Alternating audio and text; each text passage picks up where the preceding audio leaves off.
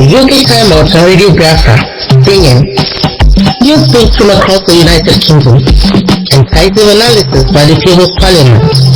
Our panel dissects the topic of the week, and listeners interact. Also featuring great Biafran history, education, awareness, and enlightenment, plus entertainment galore. Tune in to the UK Time Out on Radio Biafra, Sundays from 7:30 p.m. Biafran time and British Summer Time.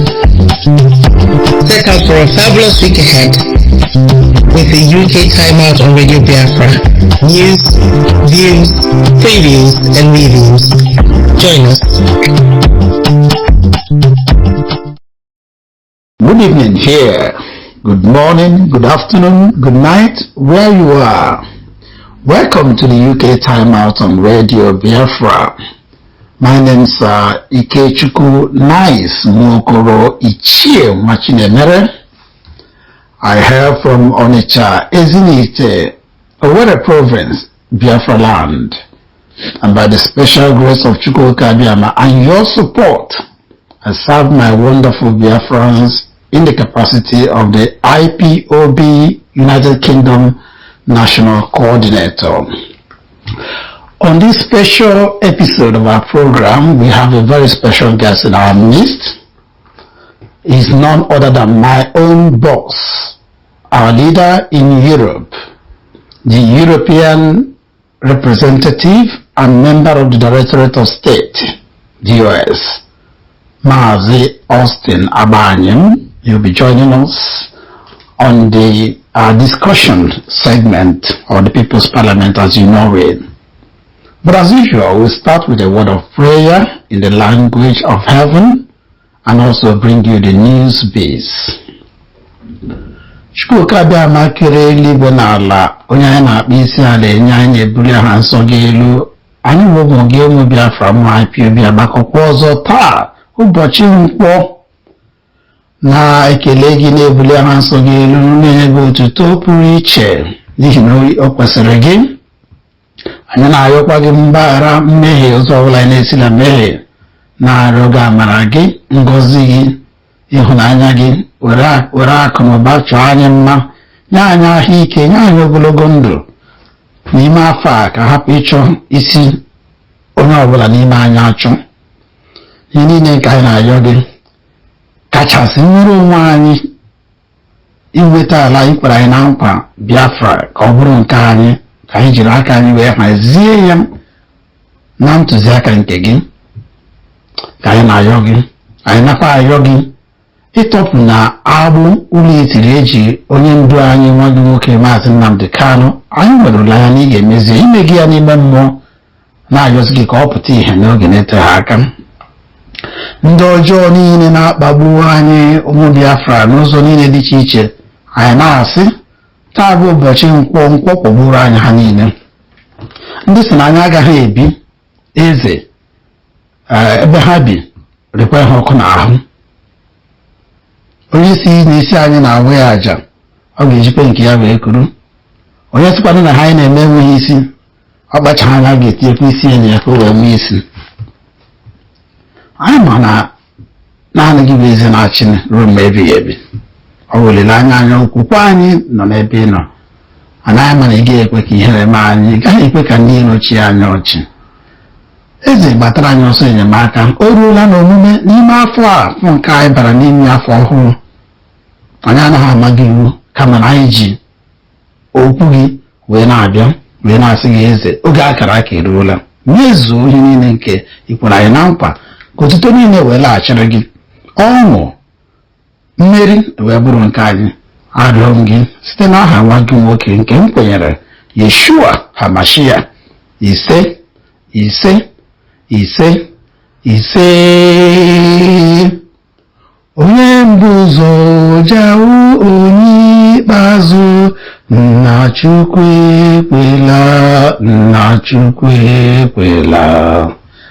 Onye mbụ ụzọ jawụ onye ikpeazụ, nna Chukwu ekwela, nna Chukwu ekwela. Anyị na-aga n'ihu anaga n'ihu ịlaghachi azụ bụ Nna Chukwu ekwela, Nna Chukwu ekwela. Newsbeat is coming up next. Stay tuned. Good evening, dear friends and lovers of freedom. You are welcome to this week's Newsbeat on the UK Time Out on Radio Biafra. My name is Mazi, and with me is Rather Cindy. The schedule for IPOB UK 2025 national meeting has been released. Cabinet meeting will hold every second Monday of the first month of each quarter, while coordinators, principal officers, and/or general meetings have been slated for every second Friday of the second month of each quarter. National teams will subsequently fix their quarterly meetings on any other dates outside of these designated dates for the primary UK national meetings. Regional and zonal monthly and quarterly meetings are equally to avoid any clashes and ideally spaced distinctly to engender harmony. There could be emergency meeting as need may arise. Announcing this revised schedule, IPOB UK National Coordinator Chief Ikechukwu Mazi explained that transformational planning is to promote efficiency and effective coordination, pointing out that some regions and zones did not hold a single meeting in the last calendar year, as they were solely reliant on the monthly national and general meetings. He also emphasized that the only change basically was in terms of national meeting frequency, as the stated dates were the same for the last 2 years. Chief Nwokoro maintained that regular meetings, especially at the grassroots, zonal and regional levels, and the national teams/committee will enable us to grow and develop faster and stronger. He praised some exceptional zones that have steadfastly held monthly meetings, encouraging them to keep it up while outlining the importance of taking and keeping accurate records of meetings and events at all levels. The UK National Coordinator said that sound planning will ensure prudent utilization of our time and other resources with better outcomes. The IPOB UK Cabinet will hold her first 2025 meeting tomorrow. Regional coordinators are expected to bring along the schedule of activities as directed for consideration and ratification. All zonal coordinators are reminded to give their maximum support, cooperation, and loyalty to their regional coordinators, including confirming their duties and financial secretaries. It is important to note that these decisions have been reached over a year ago, with some zones and regions yet to comply. Insubordination of any sort is highly prohibited. Following the task conclusion and report submission of the 5-man Cabinet Transformations 2005 Advisory Team to the UK National Coordinator, the UKNC has hinted that he has begun further consultation as well as personal reflection and devotion before making his final decision on the appropriate recommendations to our leadership. Chief Ikechukwu Mazi said he is not in a hurry, but will act decisively eventually, promising that only critical transformational changes will be recommended and implemented. He enjoined every UK family member, especially principal officers, to redouble their efforts, helping out whenever and wherever to make the work lighter for all involved. He commended the IPOB UK National Media IT Innovation Team's efforts to ensuring our radio program. The UK Time Out on Radio Biafra is consistently running and improving. Chief Nwokoro made this heartwarming remarks during the first meeting of the year of Media IT Innovation Team held last Thursday after a 2-week Christmas New Year asset recess. The National Media IT Innovation Team weekly production meetings were held bi-weekly as part of the National Meetings Schedule Review.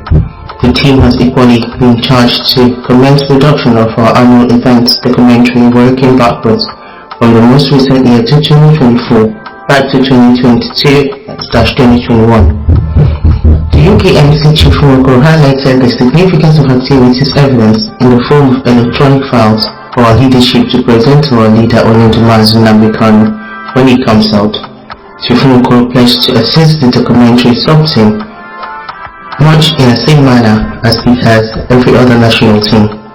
He equally announced that the technical workshop will be held next week for members of the Media IT Innovation Team of News Bulletin, Writing and other media assignments.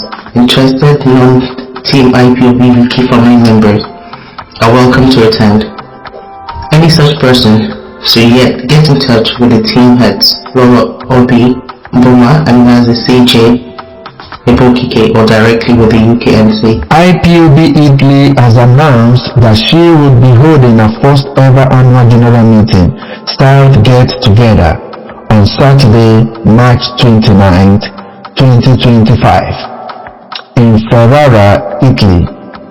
IPOB National Coordinator Mazi Uda, in a telephone conversation with the IPOB UK National Coordinator Chief Ikechukwu Nwokoro, extended invitation to the UK National Coordinator and members of the IPOB UK family, expressing great anticipation.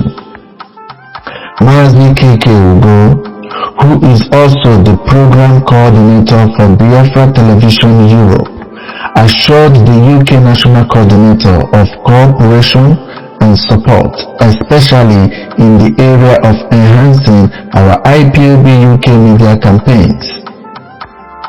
He said that the UK Time Out on Radio Biafra could be broadcast on Biafra television once the technical functionality is guaranteed. Meanwhile, news beats presented by IPOB UK's Wada Ogechukwu Uba is now running on Biafra television. IPOB UK National Coordinator Chief Nwokoro commended the efforts of the Italy family as well as the entire Biafra television crew and management for their sterling job.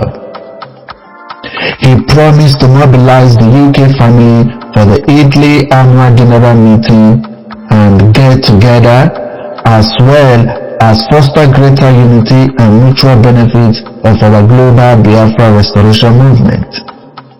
In the last week, Chief Nwokoro has reached out to other national coordinators across Europe to share ideas and experiences that could help the leaders work more harmoniously in supporting our leadership, remain resolute ahead of the inevitable return of Onyendu despite some recent online indiscretions of Onyendu's siblings and their unwarranted incident attacks on the Directorate of State. IPOB UK National Coordinator calls for a sanitization of the House preparatory to the homecoming of the Master. European IPOB leaders are delighted with the overall contributions of IPOB UK and are happy to feature on our radio program, the UK Time Out. IPOB, under the leadership of Mazi and the Directorate of State, remain one indivisible, indomitable family. Meanwhile, as part of our 2025 transformation initiative, the IPOB leadership has issued an order for all IPOB members worldwide to change their social media profile picture to the new poster showcasing our continuous campaign for the release of Mazi, a prisoner of conscience, who is incarcerated by the Nigerian government and has been in DSS illegal detention for nearly 4 years now. IPOB has warned Igbo politicians, especially the 5 Southwest governors, to stop disrespecting our ancient value systems and start encouraging the supremacy of the opinions of the majority of the people in all affairs of the state. IPOB commended the gregarious attempts by the governors, especially Hopuzaluma in Imo State, to subvert the will of Igbo by imposing their candidate as the new President General of Ohanaeze Ndigbo.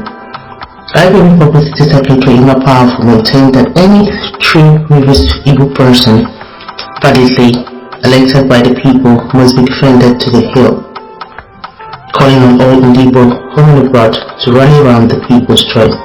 IPOB found that the temerity of the 5 individuals to seek allowance to destroy the collective heritage of over 17 million people.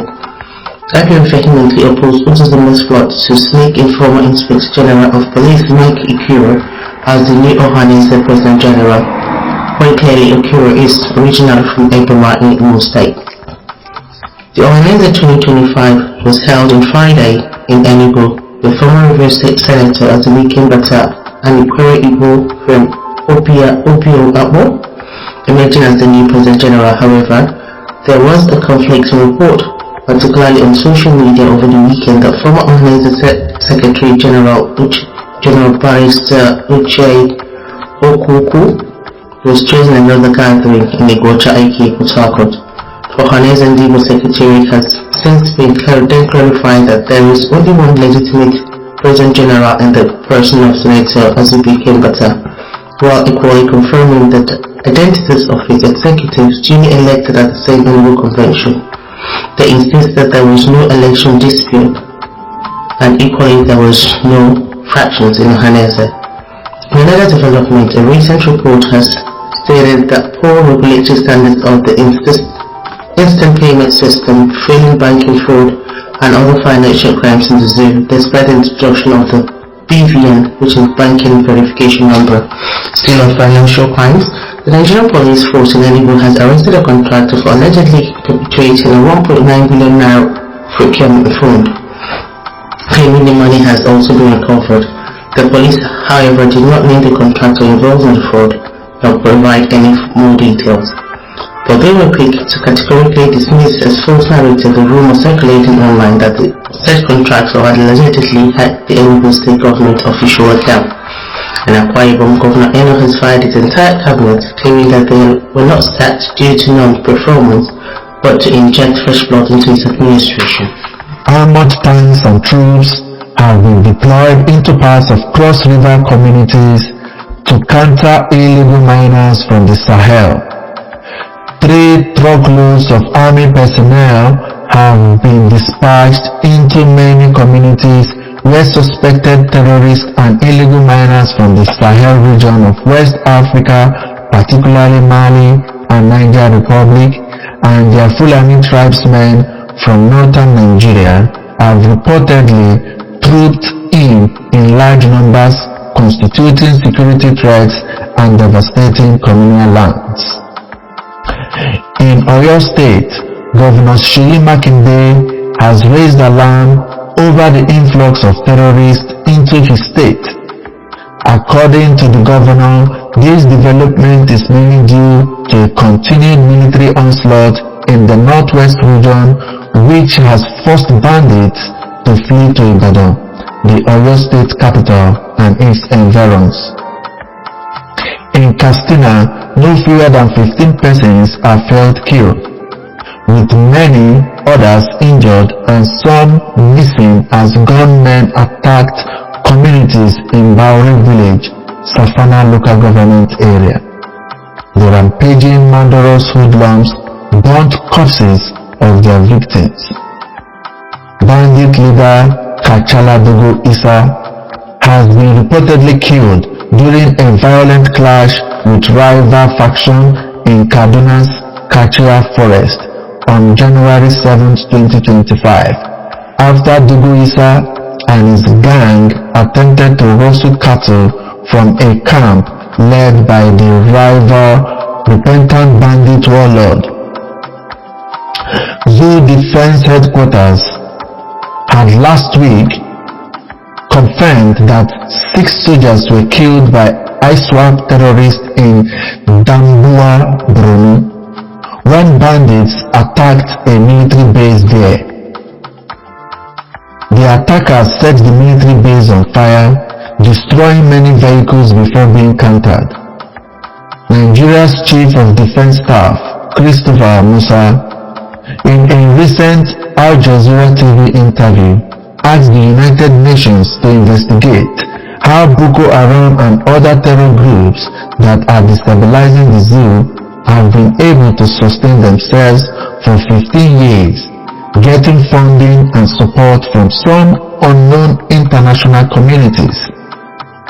Musa added that only the United Nations has the jurisdiction to trace and track the source of terrorist funding. Senegal has accused France of causing instability in African countries, insisting that France has neither the capacity nor the legitimacy to ensure African security and sovereignty. Senegalese Prime Minister Ousmane Sonko hit back at French presidential Emmanuel Macron, who alleged that some African leaders were ungrateful despite France's military support in combating terrorism, particularly in the Sahel region of West Africa and Central Africa. Sonko said France has often contributed to destabilizing African countries like Libya, with disastrous consequences on the stability and security of the continent. Meanwhile, as President Trump gets set for his inauguration next week Monday, the returning US President has warned Hamas terrorists that if they don't return all 7 October hostages, all hell will be let loose. Trump also said that he will use economic forces, not military might, to literally annex Canada because the US love their neighbors, but must not continue to spend over $200 billion annually to help Canada. Finally, Governor Hope Uzodinma has admitted that IPOB has never been responsible for insecurity and wanton killings in the southeast. Mr. Uzodinma said that it has become clear that IPOB has no hand in the murders and banditry in Olo and other areas in Imo State. Instead, it has now dawned on him that wicked politicians are behind the evil in our land. Uzodinma reiterated his allegations that only APC politicians are targeting, citing that APC woman leader was attacked and killed while APC secretary was attacked in a house burnt. No one PDP member has attacked nor killed. It has become clear to me that it is wicked politicians who are after APC's stalwarts. This coincidentally tallies with IPOB lead counsel Barrister Ifan for last Tuesday advised zoo security agents not to be quick to targeting IPOB, with every crime as doing somewhat counterproductive.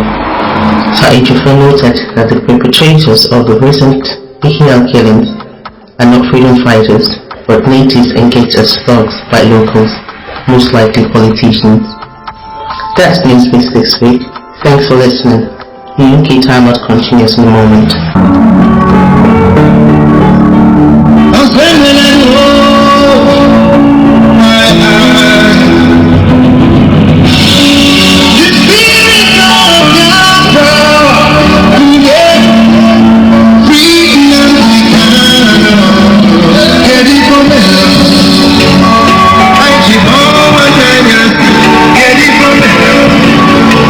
One day,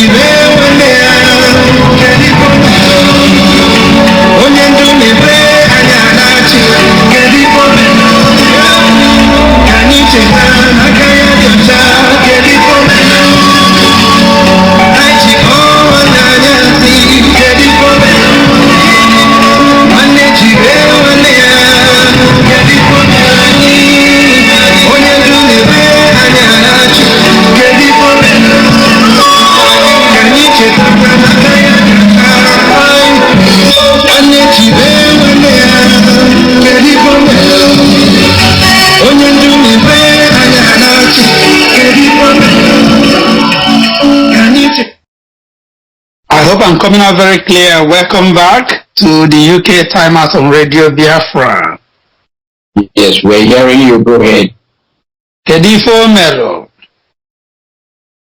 Nwanne jire nwanne ya. Kedifo Mero. Onye ndu na-ebe anya na-achị. Onye ndu is still in the hands of the enemy for nearly 4 years. Gịnị ka o mere? Why is this so? You are listening to the UK Time Out on Radio Biafra. It's still New Year. Today is only the second Sunday of the year. So we are still in reflection mode. Though we are advancing with our resolutions, if we have had any. Remember, resolutions don't fall from the skies. They are a product birthed out of deep-seated, honest, sincere reflections with a resolve towards reformations and a commitment on agreement to total transformations, positive ones, to change from whatever is not right to what is good. On New Year's Day, the head of the Directorate of State, Mazi, in his landmark State of the Nation live broadcast, addressed Biafrans and lovers of freedom, outlining the objectives of the IPOB Biafra Restoration Project, while reiterating the fundamental ethos of our liberation movement. That particular broadcast was also transcripted into a memo or a release, if you like, that have been shared widely using all IPOB platforms, multimedia forums to relay it to people. If you've not been able to listen to the audio, you may have watched the video. If you haven't done either or neither or both, then you certainly would have read the transcript. But as usual, and as often, but I say with our people, you would always keep to have to keep ramming home the gospel of truth. You have to repeatedly say it again and again and again and again till infinitum before it sinks into often very, very thick, hard skulls. That is ours. So that's why what we're doing here. So tonight, I have with me a distinguished gentleman that needs no further introduction, and a very formidable Machineke to discuss, or rather break down, the HOD's State of the Nation broadcast as it relates to what we, the indigenous people of Biafra, in Europe in particular, and worldwide or globally in general, should focus on in this year of our Lord Chukwu 2025. And as is the custom of this program, the honor and privilege will be mine to allow the guest, the special guest, he is our January, the first special guest of the year on this program, to greet our great listeners in our custom and by his own preferences, introduce or reintroduce himself to great Biafrans. But let me quickly also add that there has been a little bit of a technical glitch with the special guest joining us. He will in a short while. So until he joins, I wish to defer that reintroduction, but he will be with us in a few seconds or a few minutes from now. So, dear listeners, I want to urge us today, Sunday, Ubochi Nkwo, to stay glued to this program, the UK Time Out on Radio Biafra, because it is a day for you and I to learn, to ask pertinent questions, to get directions on where we are heading this year in our movement. Remember, last episode in my own New Year resolution, sharing with us, I have personally abolished the word struggle. I stand by it. And for me, it is a movement, it is a quest, it is a project, it's an agitation. Yes, that's fine. Whatever you call it, but I am not going to use any word that is negative in connotation or implication. So we wait for our special guest who will join us very, very shortly. But I'm also delighted to welcome my brother, our head of IPOB UK fundraising and marketing team, Mazi Sam, who has been away for our regular listeners, you notice that Mazi Sam has been away for a few weeks from now. And it is an honor and privilege, Mazi, to welcome you back to the UK and to say please unmute and greet great Biafrans while we wait for our special guest. Mazi Sam, Ndewo, Mwachineke, welcome back. Ndewo, Chief Nice, Ndewo. Biafrans all over, I greet you all and a wonderful new year to every one of you wherever you are. It's an honor and a pleasure to be back on this very platform where we exchange ideas and also discuss pertinent issues concerning Biafra at large. Thank you. Ndewo Machineke, Ndewo, I know maybe it's something that I don't know whether you're happy to share. Where have you been? And any experiences to share, any special memories?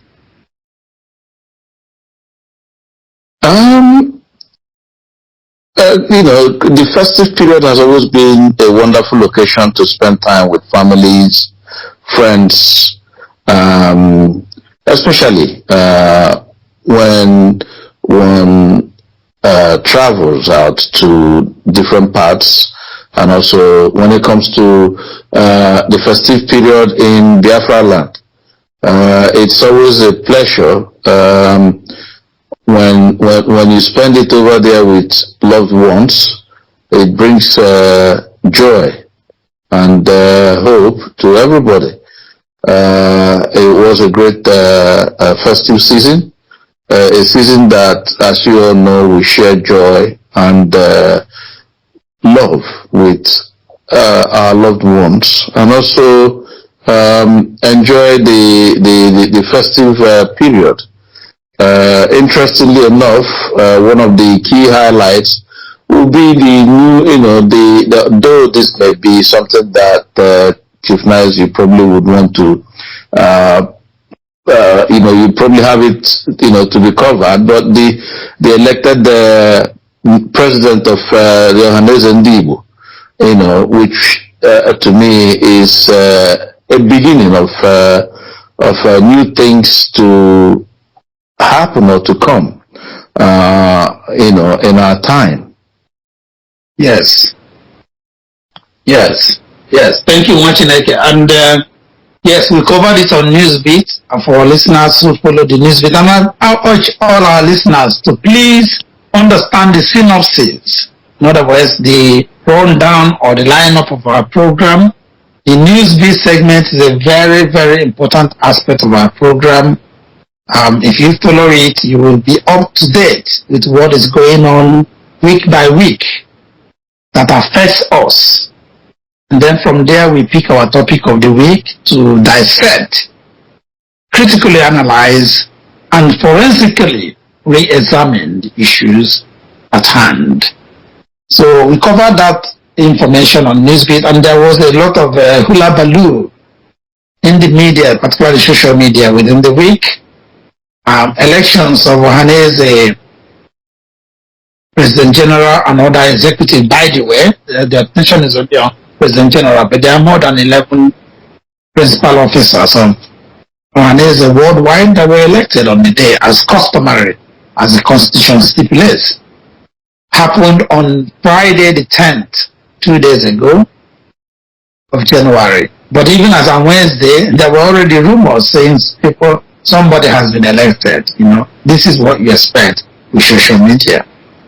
And then on the Friday, there were reports of dual elections, one happening at Igbocha and another one in Enugu. I want to clarify that there was one and only one election, according to the Constitution of Ohaneze. Thankfully, I'm privy to most of these things. I've been in it for more than 20 years.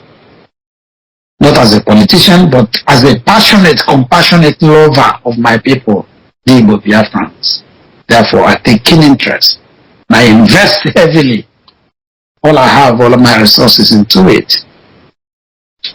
There was only one authentic election held at the Enugu, which is the headquarters of Ohaneze worldwide. But as usual, our enemies, our detractors, those who want to put us in pandemonium will always create things. Regardless of our emotions, sentiments, and feelings, which I also have. I'm a human being. Anybody with blood in them will have this. This is not a crime, but we need to be truthful and honest. We must acknowledge what is legitimate, what is valid, what is right. And in the context of Ohaneze Constitution, what is legitimate, valid, and right is the election held in Enugu that produced former Senator Azubike John Azota Mbata as the President General of Ohaneze. So, with all the feelings and emotions we may have, I do as well, towards any other candidate, including Barrister Uche Okuku, we have to be honest, truthful to ourselves, and follow the reality. And I urge all Igbo worldwide, not just women, anybody you are, whether you are, whoever you are as an Igbo, to rally round the legitimately elected, recognized, and approved leadership of Igbo under Ohaneze Igbo worldwide. Put sentiments aside, put politics aside. I have my own different opinion about the whole shenanigan, but it's not about me, it's not about you, it's about our collective. So that's what we must uphold. As of today, Azubike John Azota Mbata is our leader as Ndibo under the auspices of Ohaneze worldwide. We must rally around him. The most important thing is that he is a true Igbo son from Ikwere land, Obiapo, local government area of Rivers State, which is part of Igbo land, which is a great integral part, central part of Biafra. Therefore, we must lend our support to him, and he must open his ears to us, to listen to us. He must engage with us. I am a big fan. All my apostle, all my evangelism is about engagement and mobilization, interaction, honest communication. That's who I represent. And he must be amenable to those. So that Biafrans, IPOB, all of us, we rally around and support him to achieve our goal. One of which, primarily, is the release of our leader, Mazi Kano, a prisoner of conscience who has committed no crime, who is due for a lot of compensation for the heinous crimes committed against him by the Nigerian state and their collaborators. So he must stand with us. Let us not be deceived into division or divide and rule strategy. Before I was born, the divide and rule has been there. So why should we continue to key into divide and rule? And that is my annoyance with some of our generation on social media. They have no brains. They just keep keying into what they've been told. Why can't you research your history? We still have our elders. I'm just coming from an event where a 108-year-old man, father of my friend that just passed away, you have somebody 108 years old. You must be very stupid that you've not tapped into their wealth of knowledge and wisdom. What is history? The most fundamental part of history is oral tradition, which is what you get directly from those who had experience. Somebody 180 years old have seen a lot in their lifetime. How much history have you gotten from them? How much of those histories have you penned down to write as books or something to counter the narrative of the white man or their colonial representatives like Fulani is telling you, those who abolished history from your land? And we still have a lot of centurions, people who are over 100 in Biafra land today.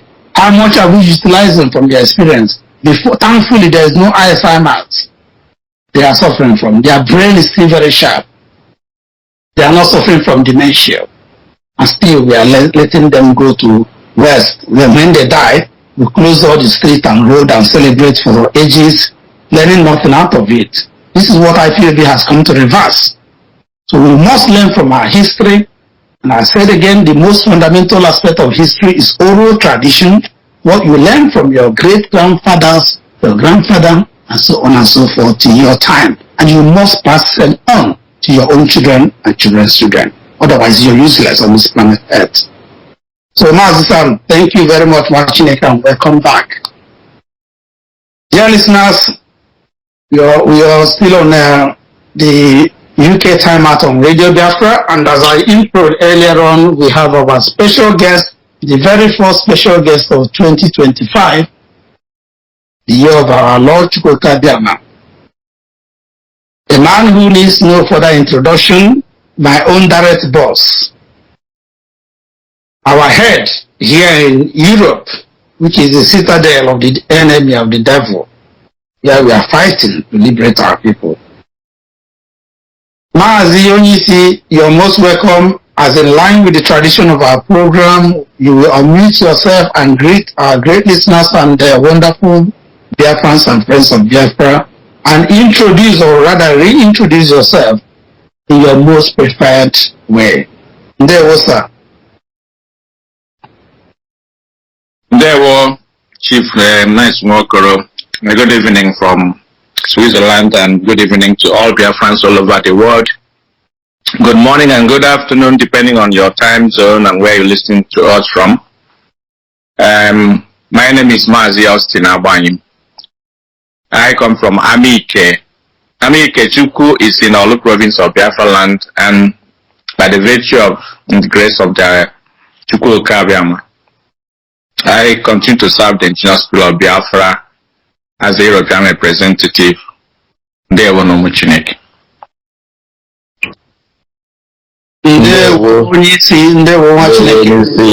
highly welcomed. Happy New Year, Mazi. Hope you and yours or your family had a very Merry Christmas too. Let me just start opening this. Did you have any monitoring setup or system to monitor the security situations back home during the Christmas holidays? What was your overall assessment of the impact of the Eastern Security Network, Aroma, in mitigating the insecurity in Biafra land, especially Igbo land? Yes, that has always been our duty,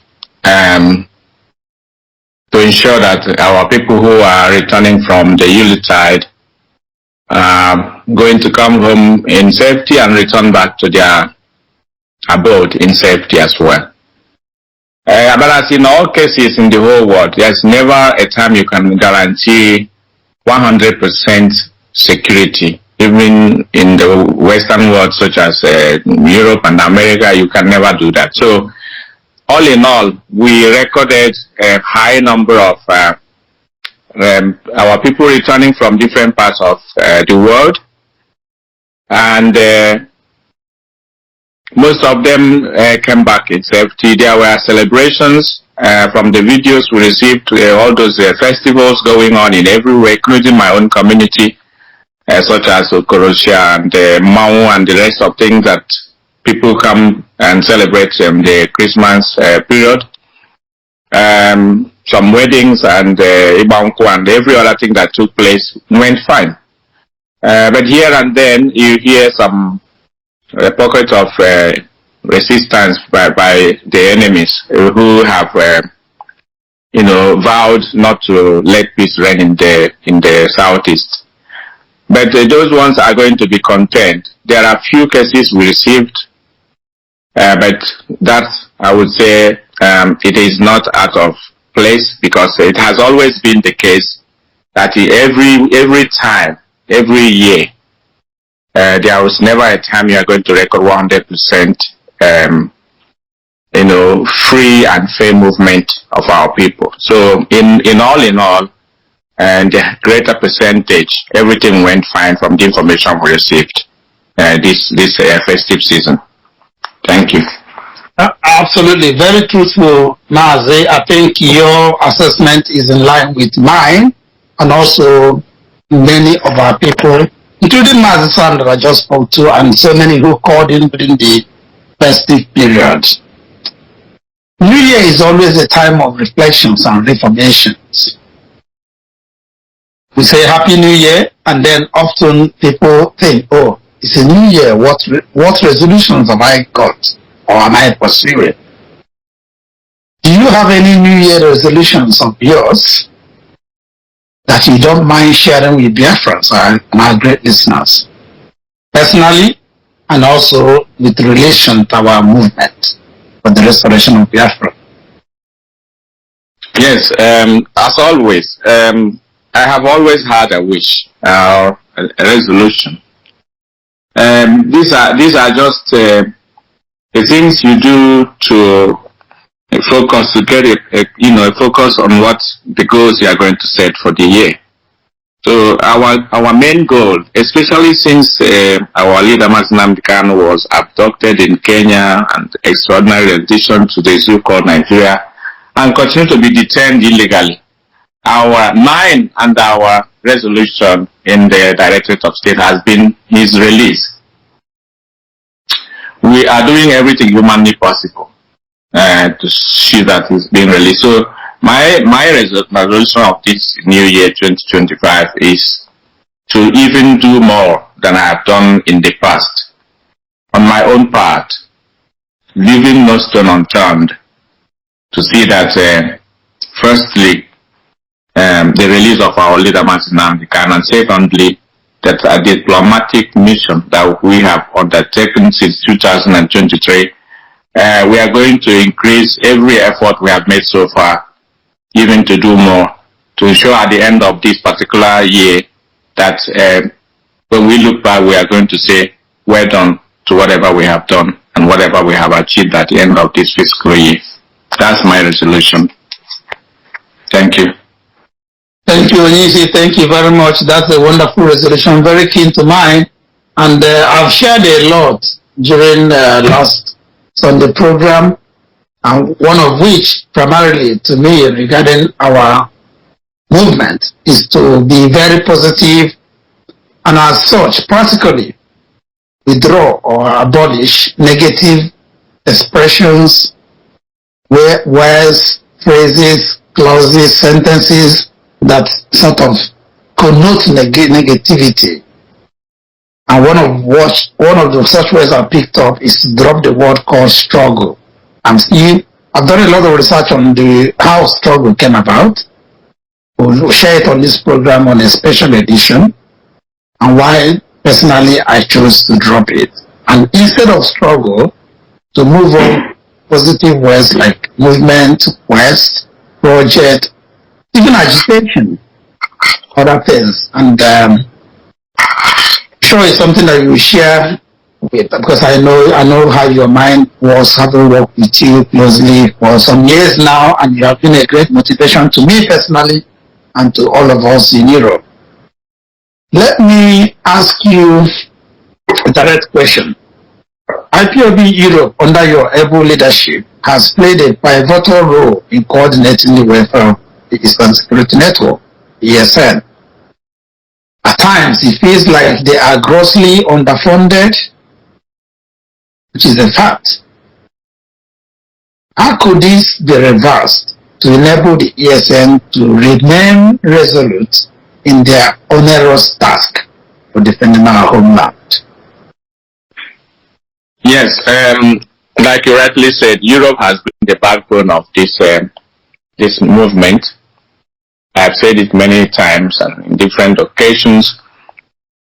We have vowed never to go back, because there's no way going back anyway. So this year, we are going to make sure that Umaoko receive their due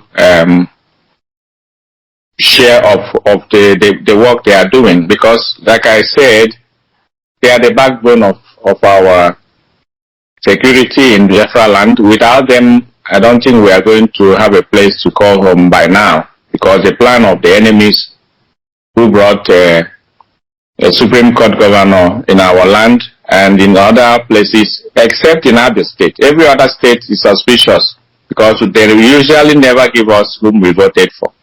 But what happened in Abia was the hand of Chukwu Abiam, and we have seen from what he's doing that he is a man of the people. So we are making sure that our men on the ground who are monitoring our forests and our bushes, making sure that the agricultural project of IPOB that was launched since 2023 is going to be protected, because the enemy's first plan was to destroy us completely by making sure that our parents, our brothers and sisters cannot go to farm anymore. Because when you have nothing to eat, you have been defeated already. So they have many plans on how to decimate our people, making sure that we couldn't go to farm. Those who managed to, go to farm and cultivate their land, their crops were destroyed by the cattle. So since the emergence of ESN, all these cases have been at a minimum. Let me say the least.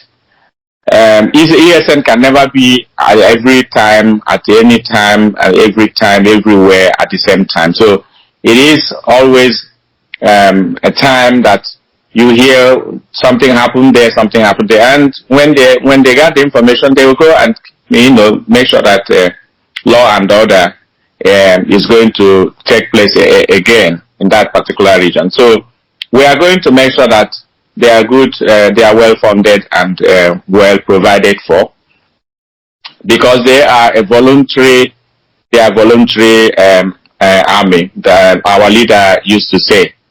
And as such, they are not dependent mainly on what they get materially or financially, because what they are doing is a work that is a duty. So they are not looking at how much are we going to be paid, when is my salary coming. What they want to see is that our land is secure, because they are doing it for themselves and for all of us. So for that, we have also vowed in Europe that we will never let them down. So as we have started from the onset when ESN was launched in 2020, December 12th, till now, we are making sure that they never lack anything.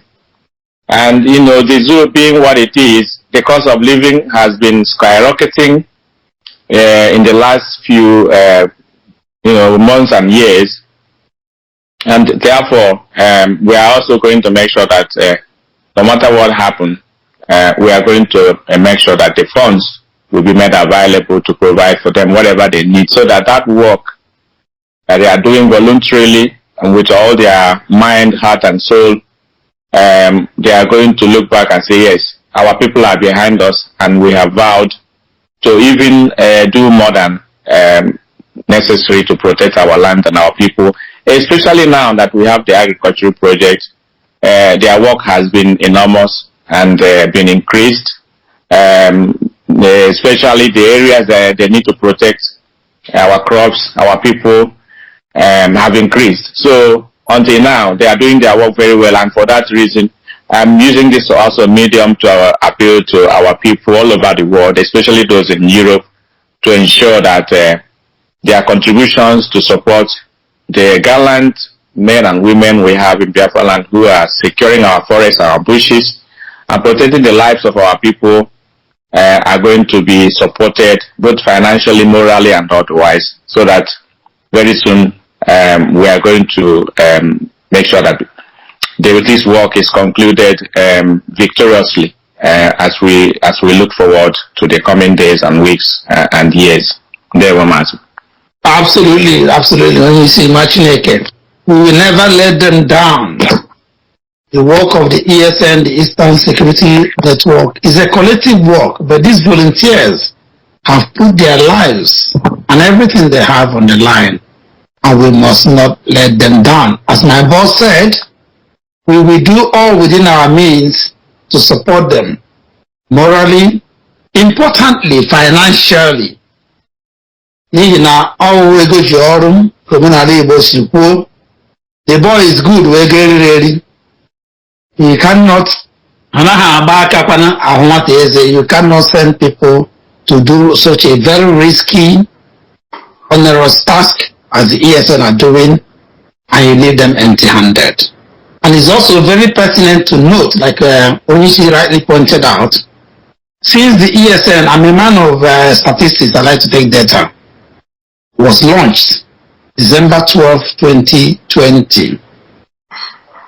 Calculate that day from the day Onindo was kidnapped on June 20, whatever it was, till we saw him appear on the 27th in Abuja. You will see that it's less than 6 months practically. And from that day till today, just for those of you who like to don't get your brains down or gossip and talk rubbish, it is this Directorate of State that has been in charge of Roma. Do your maths. It is more than 2 years and 7 months today. No other person from anywhere has supported the ESN or the Directorate of State. Despite all the work of the enemy to decimate and destroy IPOB with blackmails, with lies from the pit of hell and all the other things they put up, we have stood strong, resolute, formidable, indestructible to maintain Omagukum, which partly, because we are not taking glory, it only belongs to Chukwu, which partly helped our people to enjoy a relatively, I'm a man of truth, I'm not saying absolutely, but relatively peaceful Christmas period, the Yuletide season of 2023 and 2024, and still going. And as Onyendu said, and I always like to quote the wife of our eternal leader, Jim Chukwuemeka Odimegwu Ojukwu, in the person of Iyom Bianca Odinaka Odimegwu Ojukwu, who said categorically clear on air before the whole world that without the ESN and IPOB, our enemies would have rounded us up. She said this in 2022 April here in the UK. It's on record. So you can imagine then who are those walking behind the scene. As some stupid idiots say, underground. You have to walk underground. That's why you lay the foundation. You don't need to make noise every time you're walking. Lay a solid foundation, erect a solid structure, and the evidence will be clear. And the evidence is the Directorate of State. The evidence is the ESN funding. The evidence is the work IPOB is doing day and night. And people are snoring, slumbering, and uselessing their lives, succumbing their lives to the enemy. We are working. So, Onyisi, I want to thank you. I want to thank the Directorate of State through you for the sterling work you are doing, and all of us are doing. I'm also part of it. So we have to, it's not the time to thank, but we must acknowledge. Me and Andy was saying, so I animate to give Onyisi. I won't open on, I won't open. Because you see, and will continue to do even more. I'm happy you said your New Year resolution is even to do more and greater things that you've done in the past. May Chukwu bless you. lest the Directorate of State, under the able leadership of our HOD, Mazi, and all the members therein. Let's talk a bit more specifically now. He said, Machineke. The HOD in his landmark State of the Nation live broadcast on New Year's Day outlined IPOB 2025 focus and reiterated our core objectives. Could you please unpack the salient points therein?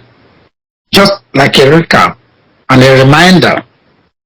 I said before you joined the program at the intro that broadcast has been transcribed into a memo or a written format, just in case some people did not listen to the audio or didn't have time to watch the video via the multimedia platform.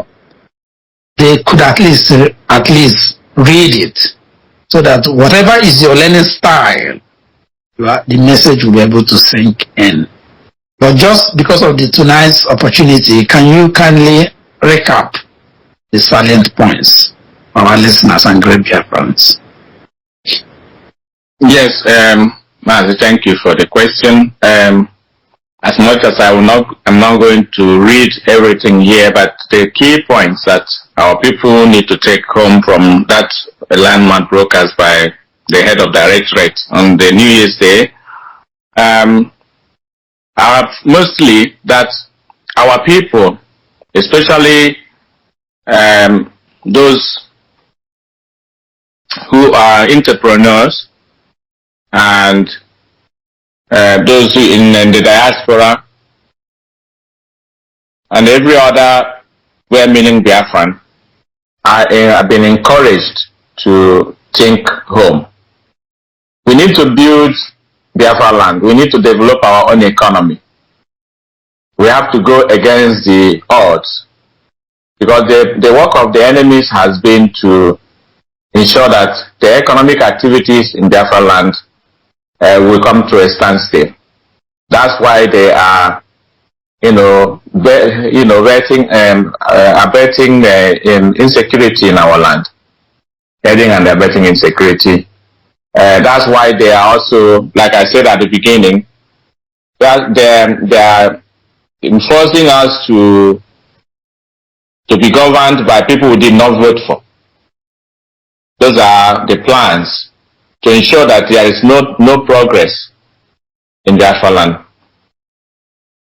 So our people need to develop our own land, build our own economy by ourselves, because we are capable. We are not dependent on anybody's loan or project or what do you call it? All those little tokens you receive from the colonial masters, with which they keep you subservient to their own subterfuge. So we are making sure that our people will return home with their investments. Those in diaspora, those in especially Lagos, Abuja, and all the big cities where our people have developed, and where they are not even welcomed. In the last incident that happened few months ago in Lagos and Abuja and every other places, it was a clear indication that no matter whatever we do in that contraption, the Igbos and the Biafrans are not welcomed. We can do whatever we like. You can develop their places. You can do whatever. You are not being appreciated. You are not being seen as a citizen of that country. So it's even good for us to know that those are our brothers and sisters who, at the beginning of this movement, they have, shown less interest.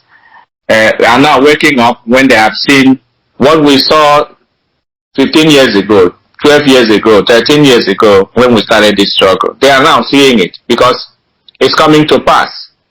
The country you thought is your own or you belong to does not even recognize you, does not recognize your effort.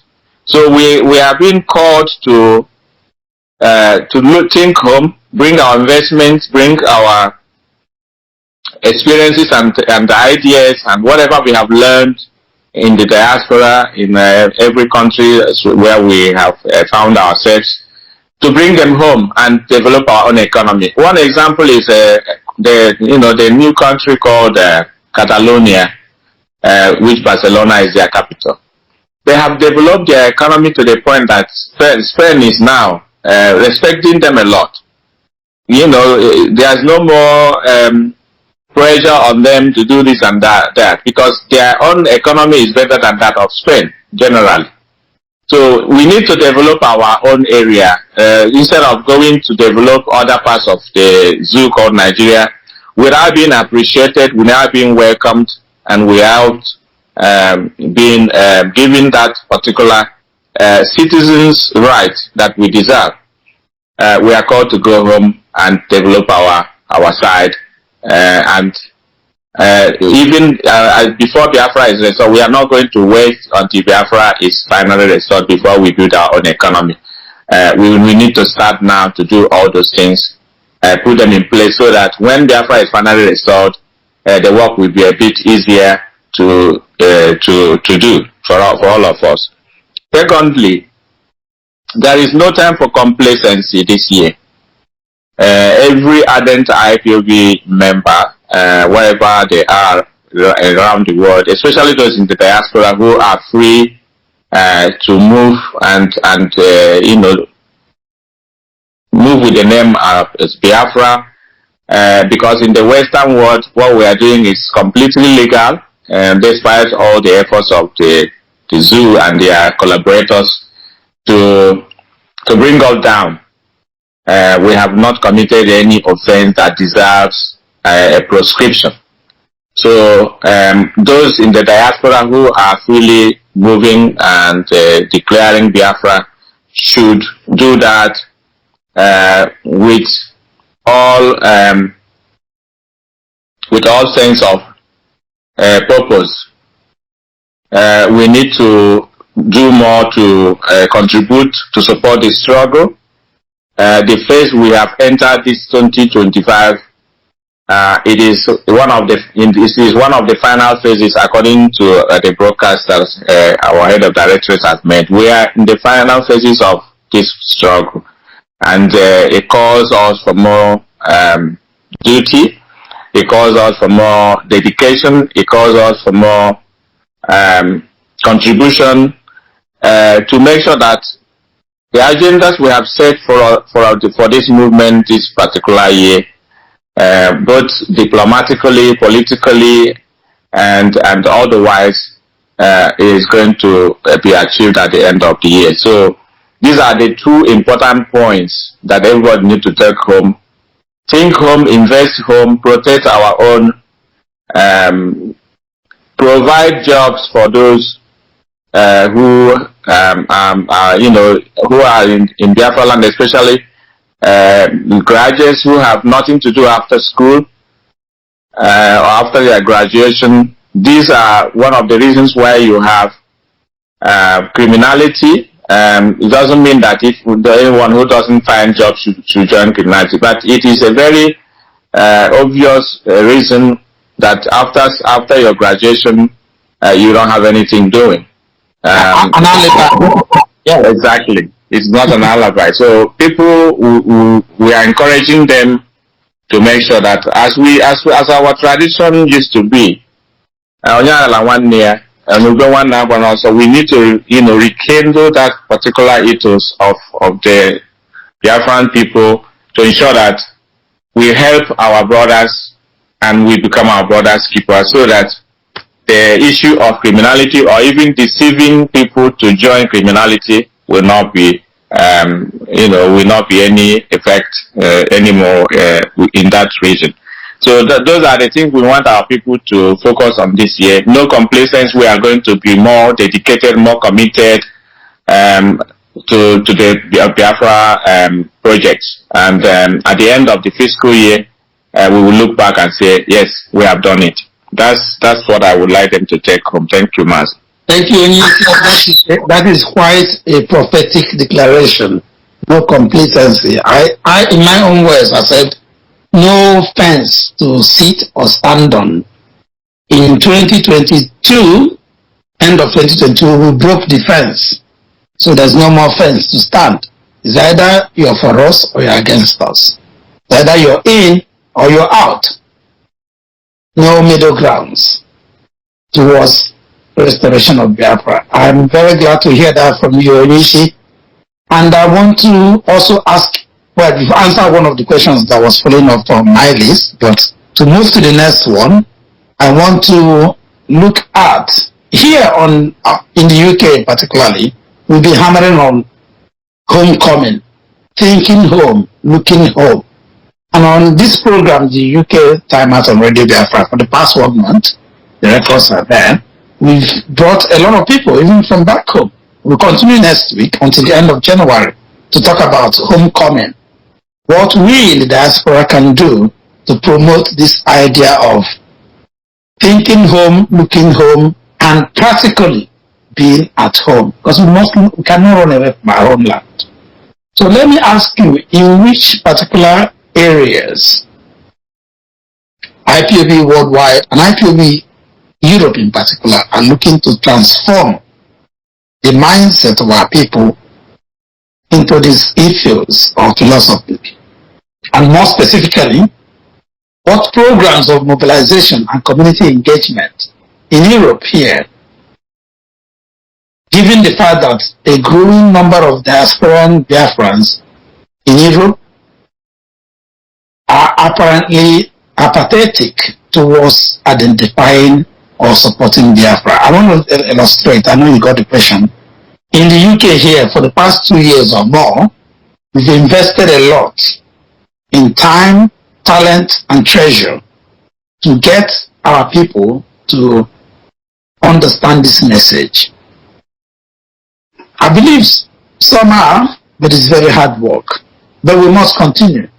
So what is IPOB Europe in particular and worldwide in general doing to identify with community engagement and mobilization to ensure that our people key in into this message, bearing in mind that this message is like a mantra or slogan.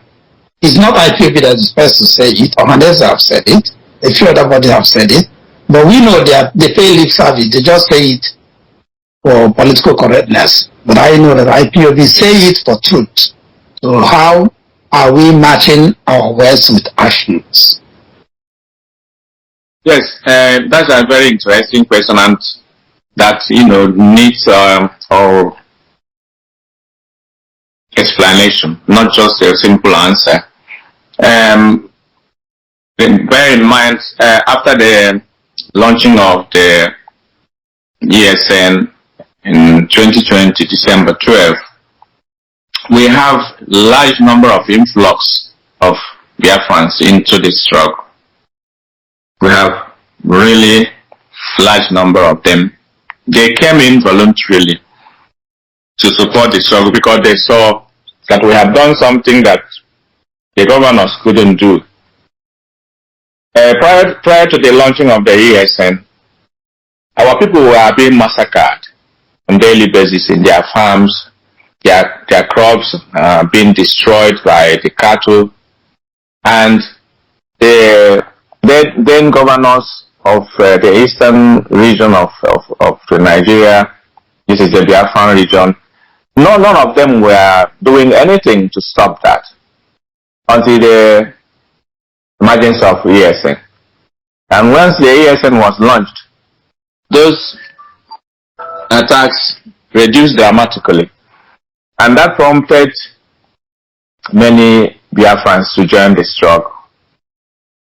But then at the same time, the zoo, being what they are, used the opportunity to send their own agent provocateurs to join the IPOB struggle. And immediately our leader was abducted, kidnapped, and renditioned to the so-called Nigeria. Then those ones who were sent by the zoo started to I'm sure they tried to see if they are going to even to shake the foundation of IPOB. Because to destroy IPOB would take them more than 500 years. But to shake the foundation, they tried. So that's why we are more cautious this time.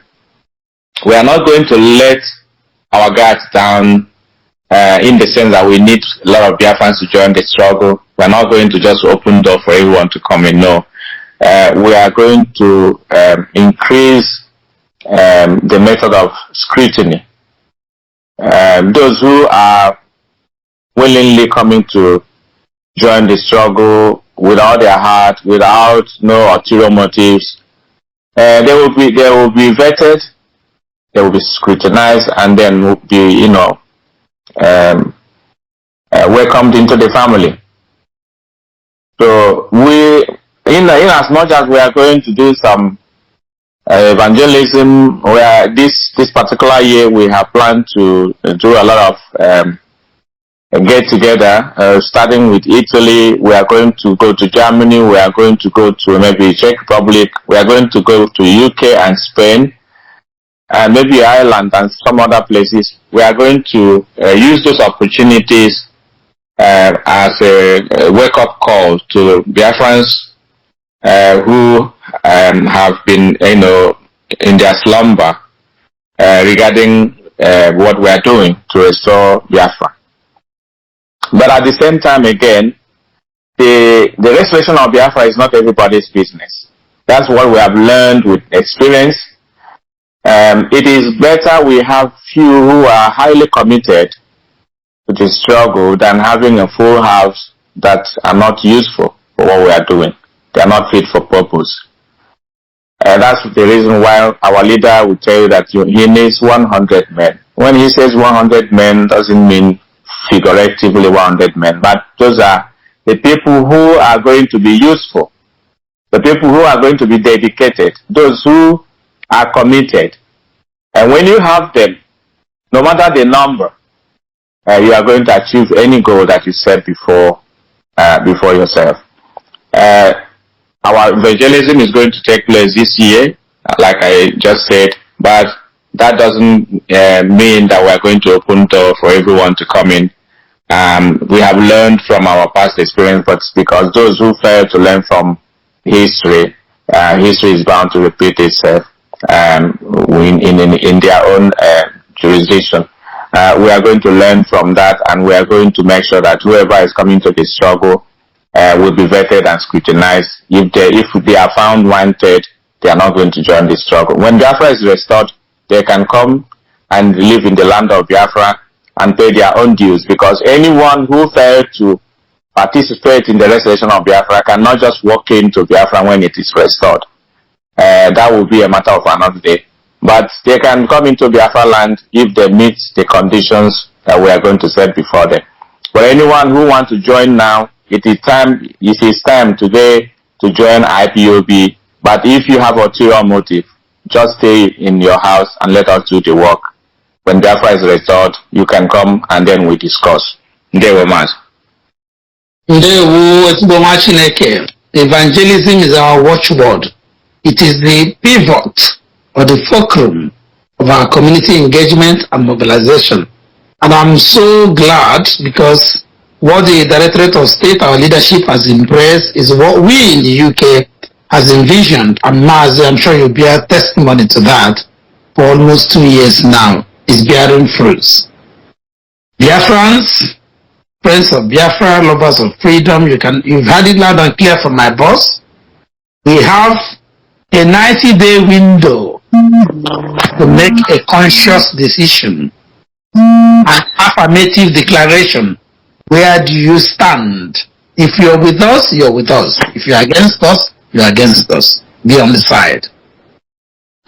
Those who are misled, those who are confused, those who are deluded, whatever your excuse is a 90-day window. I think Mazi Chinasaworo is coming on air this week Saturday. He will elaborate more on that. I'm very sure he will. He's very good at that. So that you understand exactly where we are heading. This is New Year. Make your New Year resolution. Decide today, O ye Biafrans, the God you will serve. For I, Ike Chukwunaizi Nwokoro, Ichie Nwachinemere, and my family will serve the living God.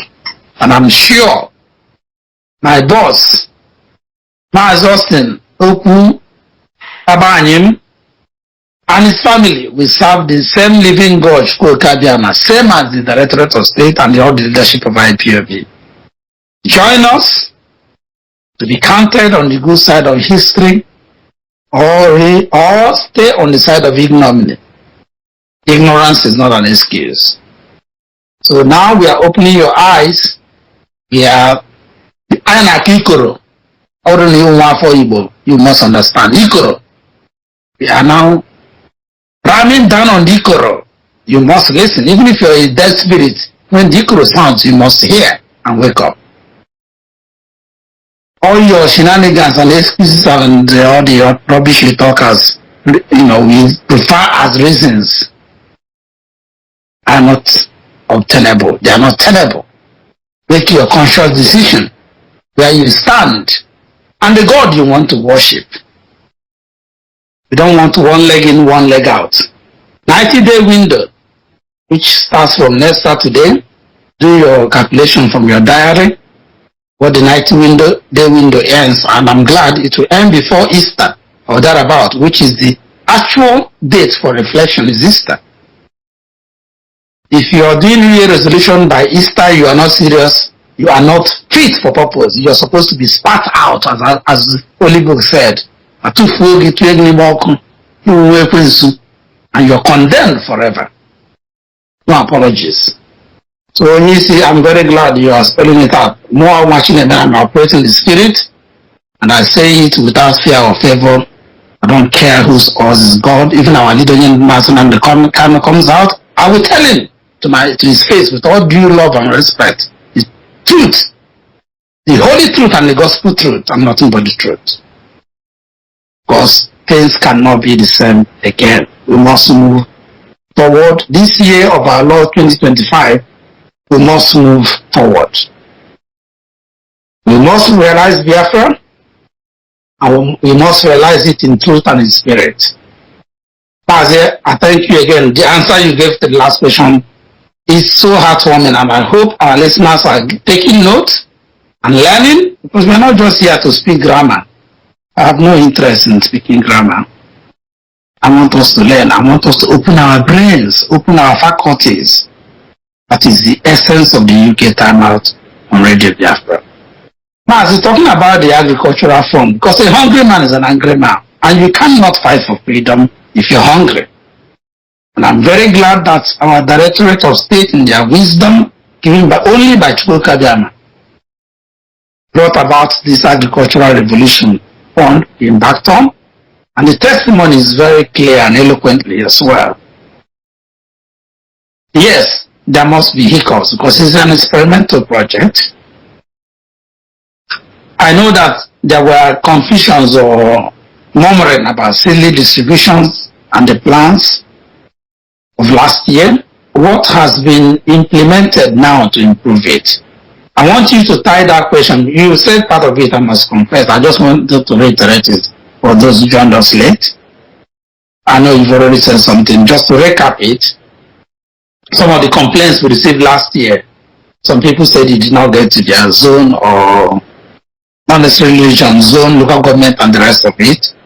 What are the plans this year to make it more evenly distributed and efficient as well as effective? And also, I want you to tie it with the diplomatic offensive you talked about briefly in the UK. I know that we are not going to disclose details. Anybody expecting us to say some things that we are working that are sensitive on air, we cannot do that.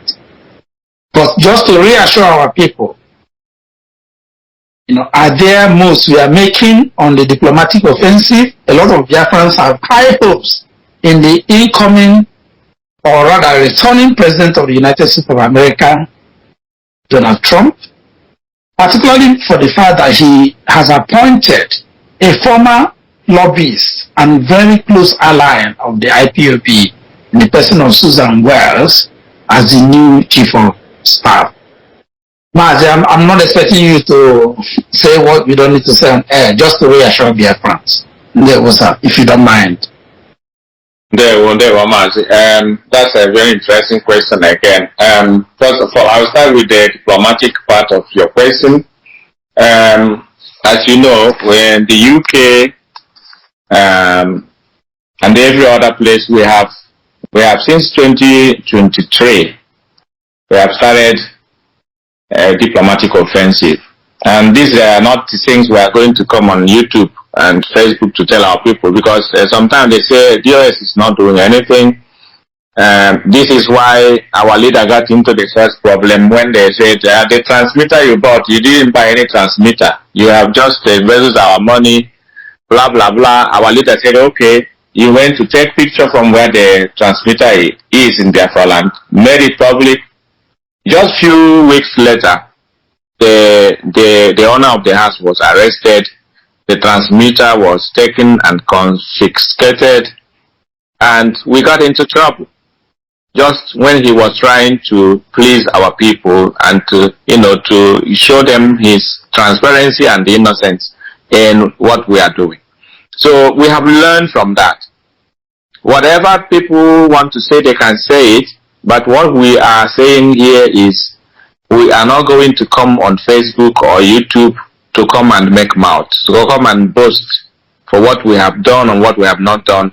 Our boasting will start the day Biafra will be restored. That's when we are going to boast. That's when we are going to talk about what we have done so far. But the diplomatic offensive is going on mostly in the UK since 2023 on different levels. So actually, 2022 March we started. 2022 even, yes. 2022 we started, but from 2023 it got very tough.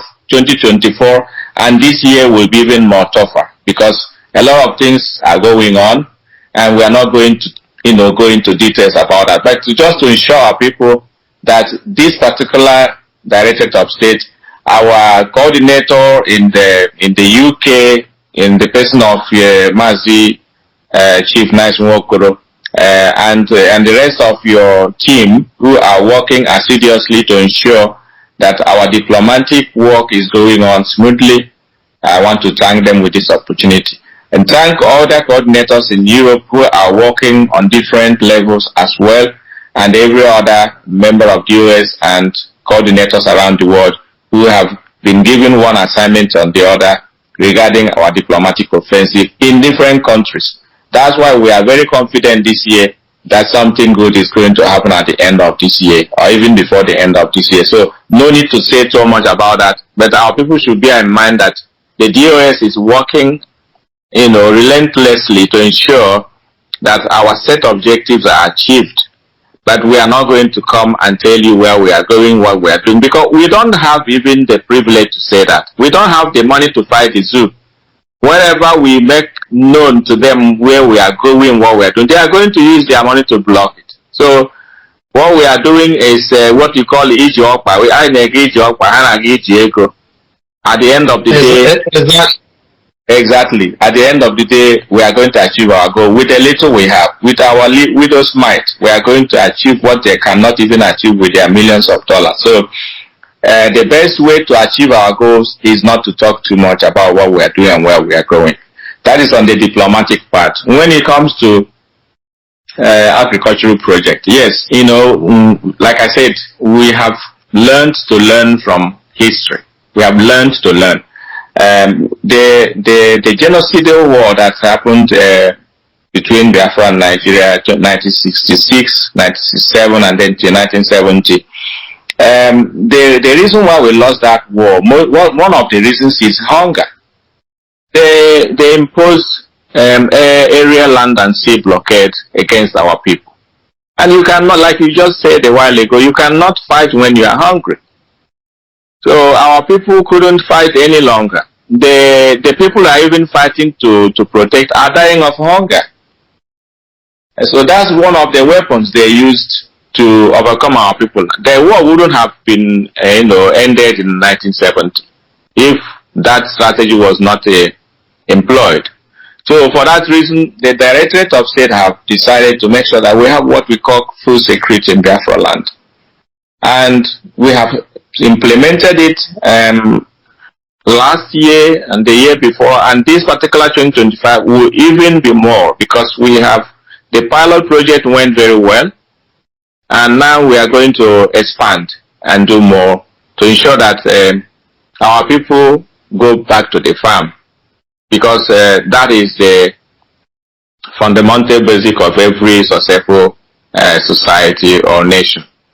If you cannot feed yourself, you cannot call yourself a nation, because if your enemies are going to supply you the food, when you have problem with that enemy, they will stop, sending you all those food, and then you will just starve without shooting any gun. You will die.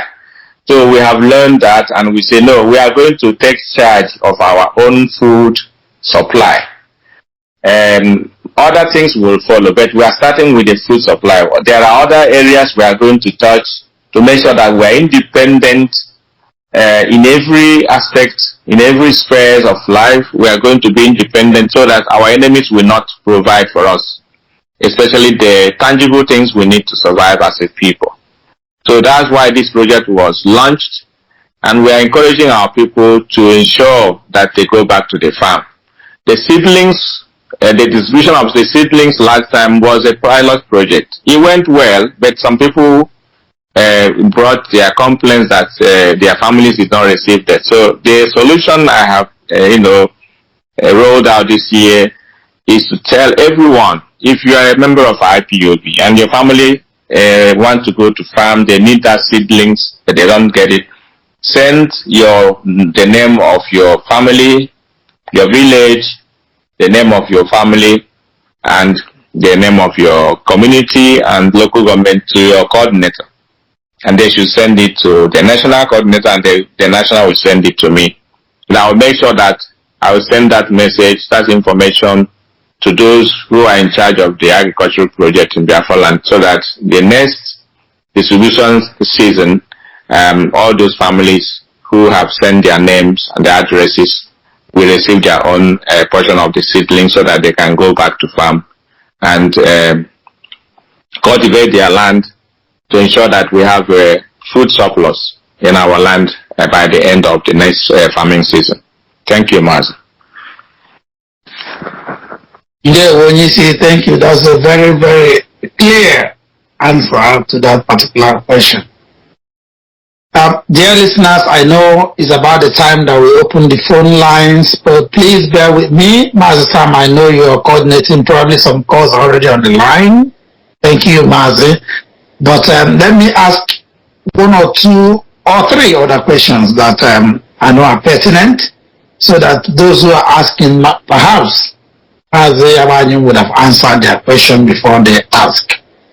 Mazi, there have been blackmails and accusations, with some people alleging that the DOS sold Onyendu. Some people even often ask, what's the DOS doing to rescue Onyendus from the hands of the enemy? Without disclosing any sensitive or security information, what's your response to such queries? My response to them is that they are ill-informed, and they don't mean well for the struggle, because if they are in the struggle, if they are in the IPO, a member of IPOB in any family at all, they will know the work that the leadership, the DOS, has been doing from the day Onyendu was kidnapped in Kenya at its day. If the DOS has not been working, there will be nothing like IPOB as we speak today. The enemies came to destroy the four pillars of IPOB, which is our finance, our media, our the leadership, which is the DOS, and then the security outfit. Those are the four pillars. All those four pillars were attacked, vigorously. They were attacked, hoping that they are going to shake the foundation of the struggle or the movement and then destroy it. But because of this particular DOS, we are still standing tall today. The enemies have used all their arsenal. They have spent billions of naira. At the end of the day, with our widow's might and with the level of commitment and our consistency, we have kept this struggle afloat. We did not let it derail. We did not let it shake. we were managing this at the beginning of our leaders' kidnap. All the funds were seized by those in charge. We dipped hand into our own pocket to ensure that the struggle is being funded. These are things we don't tell anybody. Mazi Doziem, you see, spending most of his money and time for this struggle. So people will come and talk rubbish about him. So it's just laughable. It's laughable. I will say more about Mazi Doziem when the struggle is resolved. But the things I want to tell you now is that from the day Mazi Doziem joined this struggle till today, that is, we joined this struggle 2012-2013, Mazi Doziem has been paying monthly dues of 120 euros from day one till today.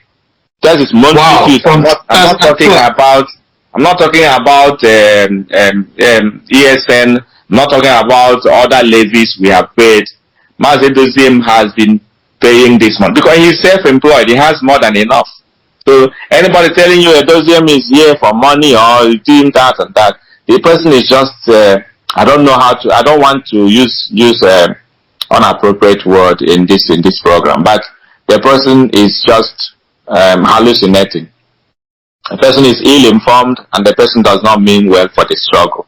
Before you criticize somebody, before you blackmail, get your facts correct before you say anything. So we are doing everything humanly possible to ensure that this particular movement is successful.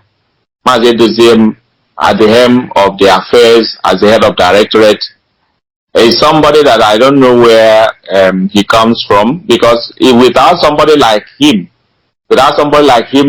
at this time and at this particular problems and challenges we are facing as a movement, I don't think we would have made any headway. He dips his hand in his pocket to sort things out when there is no fund around.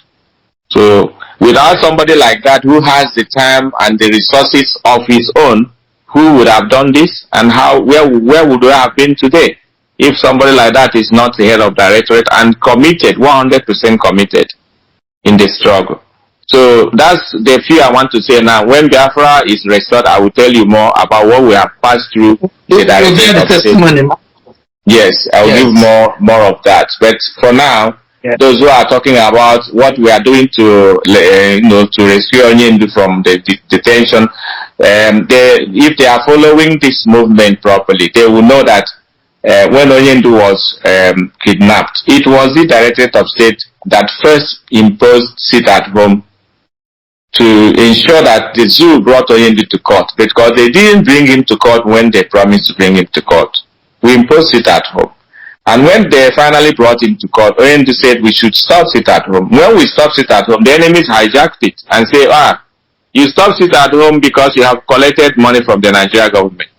But the same people who are accusing us collecting money from Nigeria government have used it at home to commit a lot of criminal act in Biafra land.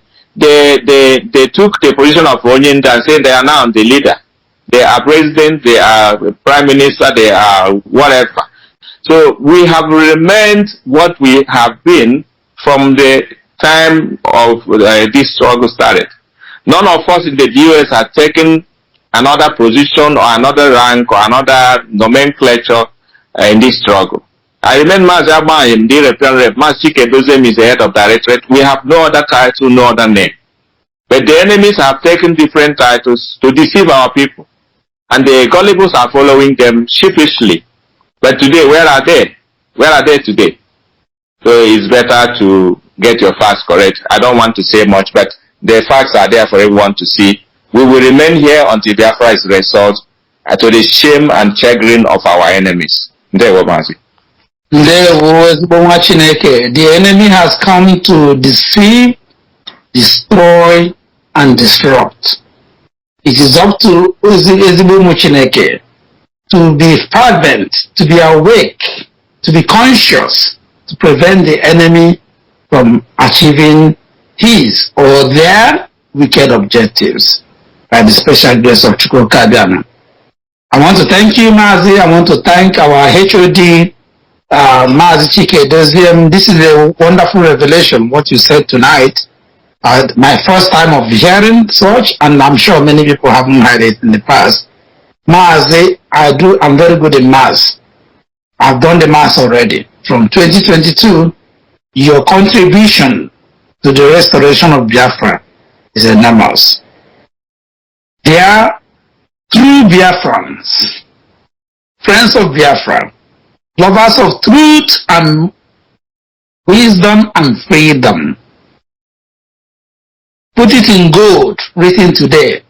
The DOS, Directorate of State, did not sell Onyendu Mazi Nnamdi Kanu. That narration or narrative is a lie from the pit of hell. And if you have any single spirit or iota of truth in you, sleep tonight over what I'm saying. I'm a prophet. And let the true spirit in you reveal it to you. You will see it in your dream. And you wake up more conscious, more awake, more truthful, more honest to yourself. The Directorate of State did not sell Onyendu Mazi Nnamdi Kanu. Instead, the Directorate of State were the actual defenders of the ethos, the philosophy, the principle, the teachings of Onyendu Mazi Nnamdi Kanu. But the enemy, in his wicked guile, always come as smart to deceive, destroy, and disrupt people, especially those who are not awake, those who are not conscious, those who are not gifted in the spirit to know ahead of time. But here on the UK Time Out on Radio Biafra, and on Radio Biafra generally, our aim and our objective is to awaken you, to wipe your bum, to be more conscious of what you need to be. So Mazi Agbanyim has tonight opened the lead a little bit for us. Ndị Igbo so onye mara asụ ya sụọ n'ikpe, onye na-amakwa na-asụ ya sụọ n'ala, ka hapụ ịsụ n'ala.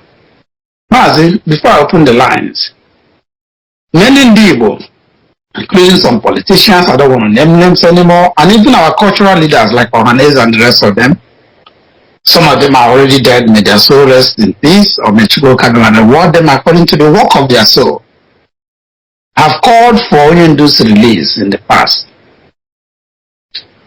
But it's very clear, I'm just coming from a gathering in respect of an 108-year-old man, I said, who also is a Biafran veteran, and I took some lessons from that gathering. That our governors, particularly two of them, I must name and shame them tonight. Or the Kenka, I don't want to call his name Hope because he's hopeless. Those are the man. And the Chukuma Soludo, who calls himself a professor in Anambra State, are the two people we must name and shame working against Onyendu's freedom and our people. Of all the 5 East, Southeast governors, I call them out. They can take my name to Abaraola, Chukwakuboha. And this is why Onyendu is still where it is. That's the general notion of Biafrans. I'm sure you must have done your own research or survey on this.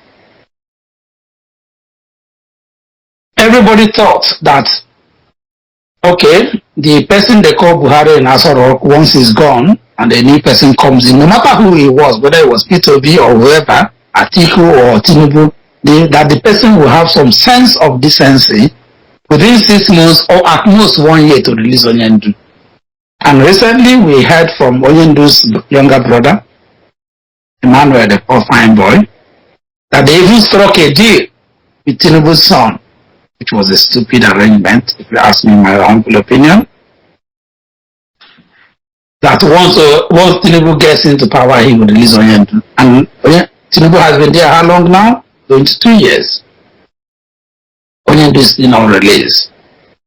And our people feel strongly that it is our own people, because Tinubu has been speaking in parable to indicate that it's our people holding Mazi Nnamdi Kanu where he is. These two governors in particular, Uzodimma and Soludo. What's your take on this development? Yes, Mazi. It is a very complicated matter. Like I just said a while ago, we have made several efforts to release our leader. When we were working with Barrister Ifeanyi Ejiofor and the son Ozokome, we worked very closely with them that they managed with their legal expertise to get what you called discharged and acquitted for our leader in the Nigerian Court of Appeal in Abuja. That's never happened before. It is not easy for you to win Nigeria in their own court. So how did we manage to do that? But these two legal icons worked with their own team to ensure that this victory was achieved. But then who are complicating the matter? That's why Nigeria is a failed state. In a normal circumstance, you should release our leader, by obeying that court order. And if they have any new charges, they will go back to arrest him. But they didn't even obey at all. So that tells you that Nigeria is a failed state. That's to say the least. Because in every normally functioning country or nation, you have the three arms of government: the legislature, the executive, and the judiciary. But in Nigeria, the executive has swallowed every other arm of government. The legislature is subservient to the executive. So is the judiciary after the last year election, 2023 election. How can a president come to the House of Senate or Representative and they were singing "On your mandate we stand"? How can you do that? Those are the people who were saddled with a power and responsibility to impeach a president if he goes wrong. But if you turn out singing his praise and he was gifting you bulletproof cars to put a gag on your mouth, and you accepted those bribes, how can you then do your work without fear or favor? And the judiciary were speaking in tongue when they were given money. So I'm saying all these things to tell you that the judiciary in Nigeria, system of jurisprudence is no more the last hope of the common man. It is a cash and carry justice. That's why our leader was not released when he was discharged and acquitted, and was given that verdict that no other court has the right to try him in the zoo called Nigeria. But then the DOS is working from one side with Barrister Ejiofor and the Zokome, and our distractors are working from the other side, to put spanner in the chain and the wheel of progress. That's why we are standing where we are. But I will assure you that the DOS, we are doing everything humanly possible. We are making contacts with other nations of importance in this particular world, that they will look into the matter, because the matter with Oyendu and the zoo, it is very, very a discrepancy matter, that corruption has taken over, and other ones who are working against the DOS are doing that to their own detriment as well. So, but the DOS has been doing a marvelous work to ensure that our leader is released, and we are not going to back down until he is finally released, and that will not take too long any longer. Thank you so much, Mazi. Thank you, Onyisi. Thank you very much. Dear listeners, yes, the lines will be open now, and the numbers to call, I'll call them out. Those who are ardent followers of the UK Time Out on Radio Biafra, you already know the numbers, but I'll just say for today, if you are calling from the United Kingdom, you can call direct on the number 074 481 83132. Direct 074 481 83132. If you're calling from outside of the UK, you can call on that same number on WhatsApp only, please. That is +44 7448 183 132.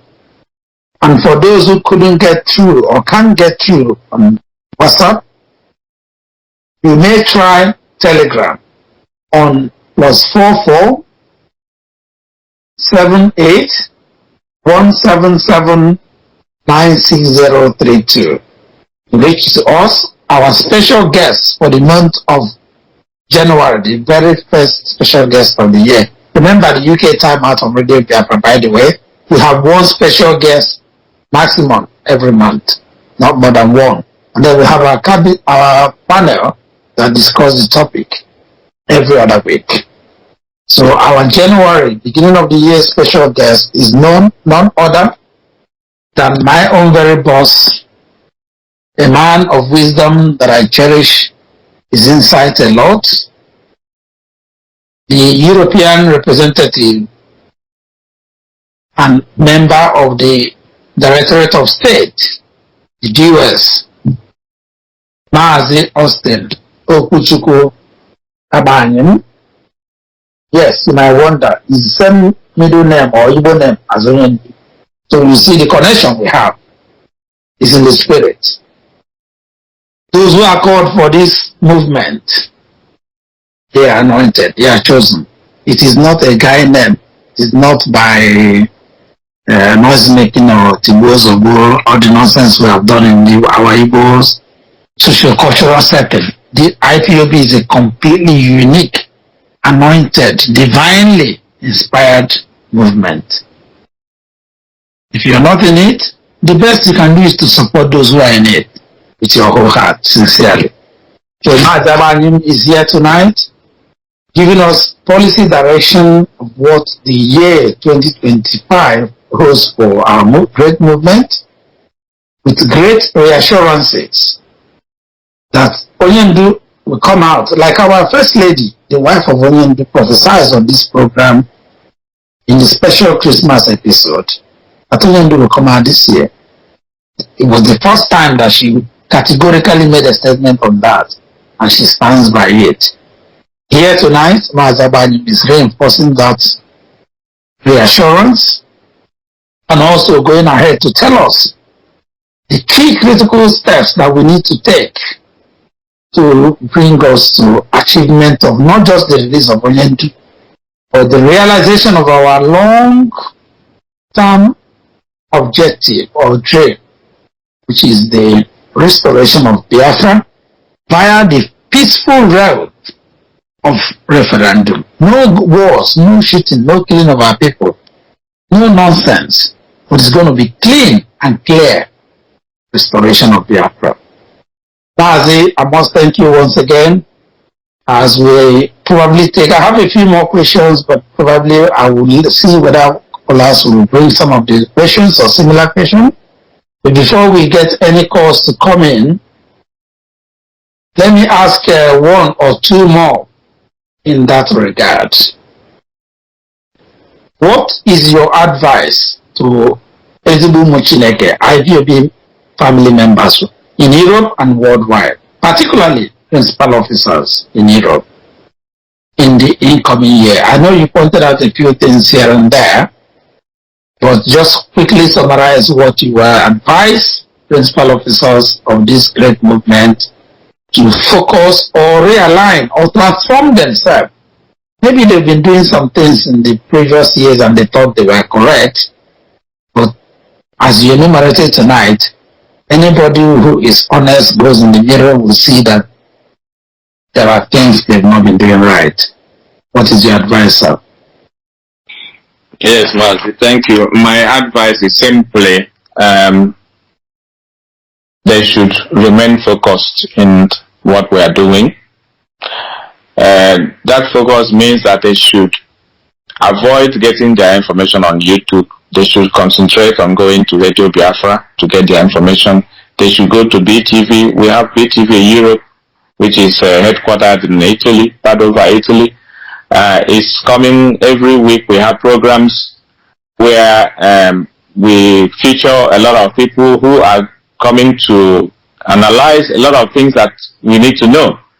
Going to, people today, in today's world, social media has become a kind of a public marketplace where people go to buy and sell. So if you have a channel, before you get some money, especially those who monetize their channels, you will have to say something outrageous, something scandalous, that will, direct traffic to your channel. And the more people that comes to you, listen to your garbage, the more money you get from YouTube or from Facebook or whoever is in charge. So this is not where you go and get information about our struggle. Anyone who is going on Facebook to get information about the struggle is not serious. That person is not serious. You're going there for entertainment, and we are not here to joke. Biafra restoration struggle is very sacrosanct. It's not where you go and get entertained. We are not here to entertain anybody. If you want to get authentic information, listen to Radio Biafra. Download Biafra Community Radio app on your phone. I say a low data consuming app. Download BTV Europe on your phone and or computer and listen to information that are very, very key to what we are doing. This is what I wanted to do this year. Go less to YouTube and Facebook to get your information about this struggle, but concentrate on Radio Biafra and Biafra TV. And then focus on what we are doing, avoid distraction. That is the only way we are going to achieve our set objective for the year 2025. When you see, and I know also maybe just to add to what he said, that for principal officers in particular, they should also concentrate on being active, properly engaged and in tune with what is happening in their areas of jurisdiction, their zones, their regions, and the country or nation where they are operating. Focus on the authentic information you get from the right channel following our chain of command, and as you get them, pass them on. It is not for your own personal consumption. In my experience, when you must confess on there, I send information to my principal officers. All I get in reply is noted. And then when I find out after a week, the noted means personally noted, not disseminated. No, I did not send it for you to personally. Sorry, there's a question. There's a caller online. Please, okay, go ahead and speak. Let's get the caller on straight. Hello, caller. Tell us your name, where you're calling from, and straight your question, please. Mazi, and our chief, Mazi, Agbanyim. Thank you so much for your presence this evening. My name is Judy from UK. I've got two questions. But borrowing your words, you said China in the wheel of progress. My question goes. Sorry, you turn down your listening device. Is interfering? There's echo. Mazi, can you turn down your listening device? Just mute it, please.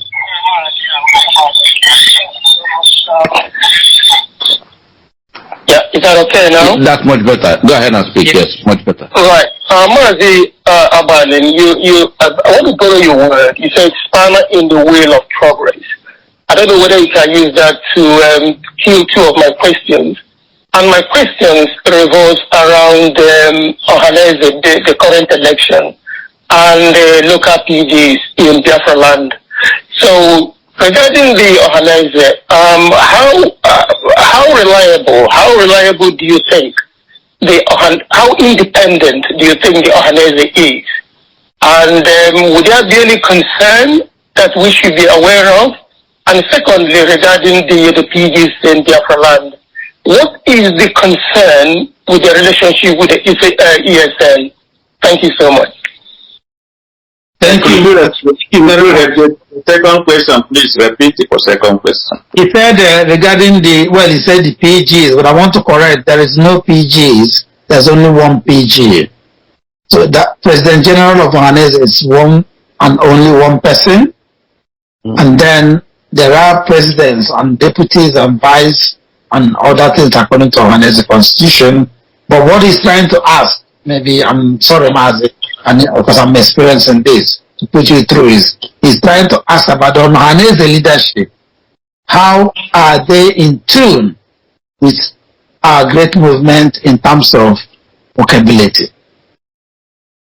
Okay, thank you so much. Okay, first of all, the first question is how reliable or independent is Ohanese? The question is very clear, and the answer also is very clear. The work that IPOB have done in the last few weeks and months is to ensure that, even last year when Mazi spoke, I think it was on the 1st January of 2024, he also spoke about Ohanese and how they are not representing the interests of our people. This year again, he mentioned it again. So since that first broadcast of 2024, we have been working assiduously to ensure that Ohanese takes their place in Biafra land and do what they should do to represent the people and not their own personal interests. Ohanese has not been reliable, but we believe in this new election, because the work we have done so far is to ensure that whoever is going to take that helm of affair will be a man of the people. We will go there to represent the people, not somebody that will be handpicked by a governor or a politician and use them as their own puppets to achieve their own political aim. That has been the case till now, and we believe we are going to look forward to see what the new Ohanese PG is going to do. If we're going to toe the line of his predecessors, or it's going to turn a new leaf and be connected to the people and defend their interests. So until now, they have not been working with the IPOB. Until now, we are in loggerhead with them because they don't. Anybody that is not represent the interests of our people is not going to be friends to IPOB. We are here to defend and to protect the right of our people. We are here to alleviate the suffering of our people, and we are here to free them from the shackles of slavery and servitude that they found themselves in that geopolitical zone called Southeast Nigeria. So the answer to your question is that Ohanese was not independent. Ohanese was not reliable. Ohanese was not working with IPOB. But we hope that the new elected PG is going to turn a new leaf. We are going to see that maybe in the next coming days and weeks or months, before we make a final statement, if they have changed or they are still recycling their own way of doing things. Thank you, Mazi. Thank you very much. That's a very intelligent answer. I want to also educate our caller and other listeners to say the President General of Ohanese and Igbo worldwide is one person according to our constitution. Don't confuse it with President Generals or what we call the PGs of town development unions or associations. Every town in Igbo land in particular, and most Biafra land, have their town development union President Generals.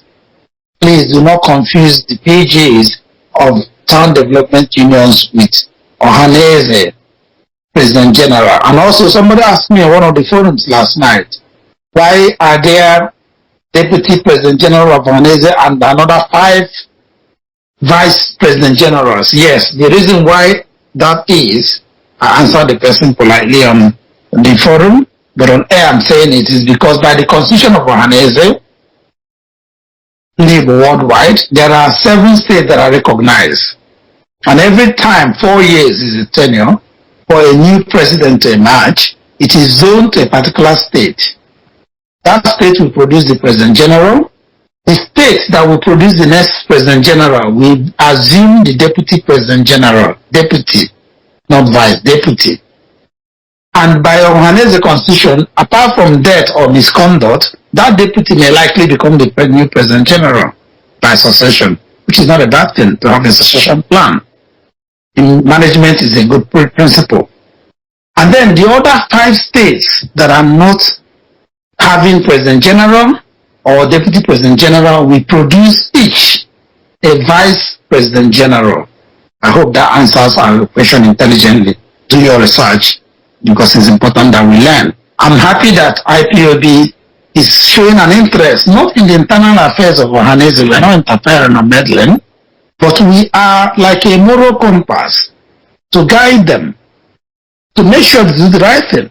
And one of the things that IPOB achieved this year, in conjunction with other well-meaning Igbo and Biafrans, is to ensure that Rivers State, whose turn it is constitutionally to produce the next President General, were not denied, because there were clandestine activities by enemies of progress, stooges of the caliphate, to truncate Rivers State producing the next President General, and instead to even superimpose or superintend somebody from outside of Rivers State. I think that was the most important thing that IPOB fought for, and we won the battle. So let people not confuse that with IPOB being interested or meddling or showing we are not part of Ohaneze, but as Biafrans, as Igbo, we are interested in what is going on, and we believe it's high time, since 1976, that the wrong must be right. The same way that the genocide that was imposed on our people must be corrected. So I want to put this in proper perspective so that people have a good understanding and knowledge. And I implore you to also do your own research, know your history, and deep down. As I said earlier on at the beginning of this program, you have very elderly people in your communities, very wise people, some of them 80, 90, 100 plus, including the person I honor today, 108 years. Why don't you learn from them before they die? Oral tradition is the most authenticated form of history. All this other history you read from one author or the other is second hand. But oral tradition is most authenticated, especially when they got evidence to show you, or archaeological proofs to show you. And then if you are wise on your own, and you can commune in the spirit, you get a lot of revelation, and you will know more. And we need people of wisdom in our generation. We can't continue with the AI, artificial intelligence. That is bullshit. Because it's not sustainable. I'm sorry, I'm a technology person, but it's not sustainable. It will not keep our culture. It will not keep our tradition. It will not help us to grow anywhere. In a few years, another one will come up to replace it. Just as you have the iPhone this, iPhone that, they keep deceiving you and you'll be completely lost in the ocean. So go down to your artificial intelligence, oral tradition, to know your true history, your genealogy, your identity, your originality. Then you'll be wise and nobody will move you. And that's why here in the UK, this year our motto is, we move, and we cannot be moved. We cannot be moved by rubbish. We cannot be moved by revisionism. We cannot be moved by retail history. That is not true. Thank you very much. Oh God, I think there was a little break. Mazi, I'm so sorry, I don't know whether I was actually picked up or not. I was trying to give the context to the question Mazi asked, which you answered intelligently regarding the connection between... Sorry, Chief Nice. The second question of Mazi Jude's question have not been answered. Mazi, can you repeat the question again, please? Yeah, I was referring to Mazi says that they are Town Development Union, PGs. I was referring to them. How's the answer, Mazi? Sorry? No, I explained earlier that, I don't know whether the line went off, I explained that we must not confuse the Ohaneze President General with the President Generals of the town development unions, that by the Constitution of Ohanese, there is only one President General of Ohanese worldwide, and there is a Deputy President General that is always zoned to the state that will produce the next President General. In this case, Abia State. So this year is the turn of Rivers State to produce the President General, and in 4 years it will be Abia State's turn. So this year, Abia State will produce the Deputy President General.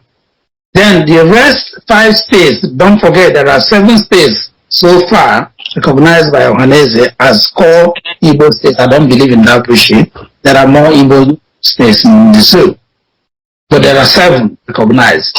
So the other 5 that are not producing the President General or the Deputy President General will produce each a Vice President General. So that somebody asked me that question on social media, I think this morning, I answered them. So I'm using this opportunity to say to everybody, that is the Constitution of Ohanese. You produce a President General from the state that is zoned to at the time. This next state that is due to produce the next President General will produce the Deputy President General, who is most likely, unless for death or misconduct, that person, he or she is most likely to become the next President General. I said he or she deliberately and intentionally because there is no gender prohibition. For those who confuse themselves that a woman cannot be, a woman can. According to the Constitution, noted today.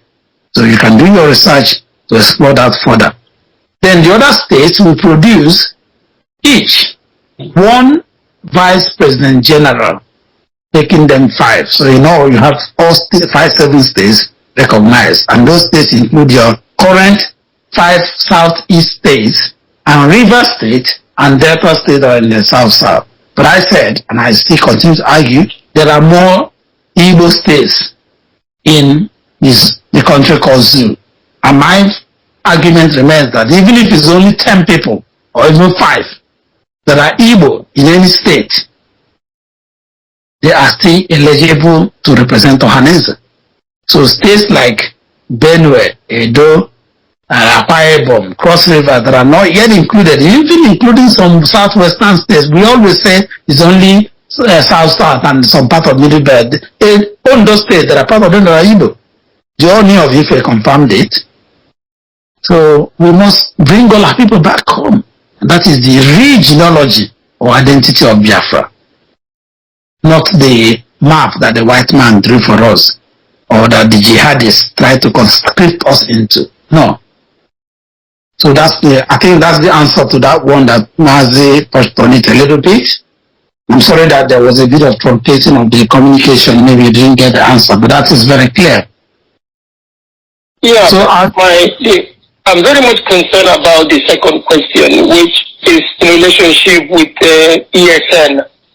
Because the town development union chairman and chairpersons, I want to know what is the type of relationship they have with ESN in terms of investment security, because we are talking about going back home, investing home. How convincing are we going to be or secured when we think about going home to invest? Are we on a good footing with the local development chair people, and what are the ESN? Are they doing anything to secure such mines if we're going home? That's my question. Oh, okay. I'll leave that to Mazi, but remember that currently the ESN is securing our farms, forests, and bushes. So Mazi, please, you may come in. Yes, thank you, Mazi, for that question again. The ESN, like you said, they are securing our farmland, our people, and the territory of Biafra against the marauding terrorists masquerading as herdsmen. They are usually not coming to checkpoints. That's why we are trying to avoid confrontation. When the time comes, maybe we are going to change the strategy. But for now, we are trying to avoid confrontation with the zoo, armies, and police, and whoever they are. If USN will come to the street, it will be a very big problem with those who are extorting our people. But the time will come when they are going to come out to do that. But for now, their job and their duty is to secure our farmland, our crops, and our people, so that they can go back to farm and cultivate their land and harvest their crops without any molestation, without any harassment or killing or destroying those crops. Your investment in Biafra land is secure. That is what IPOB is working towards. I said it already tonight, that one of the key points in the broadcast of our head of directorate, Mazi on the 1st of January, was that Biafrans are encouraged to look towards home and come back home to invest. You are not just going to invest in a vacuum. When you want to come, let's get in touch with the IPOB, and then we are going to advise you properly on how we are going to, with the state you want to go and invest, and then we can, guarantee the safety of your investment. But important thing is that you have an objective to go home and invest, and we are going to make sure that your investment is secure. That's the promise of IPOB. Mazi. So, Mazi, the answer is that there is no official communication line between the ESN and the PGs of town unions, if that's what you're asking. But with time, that strategy might change. And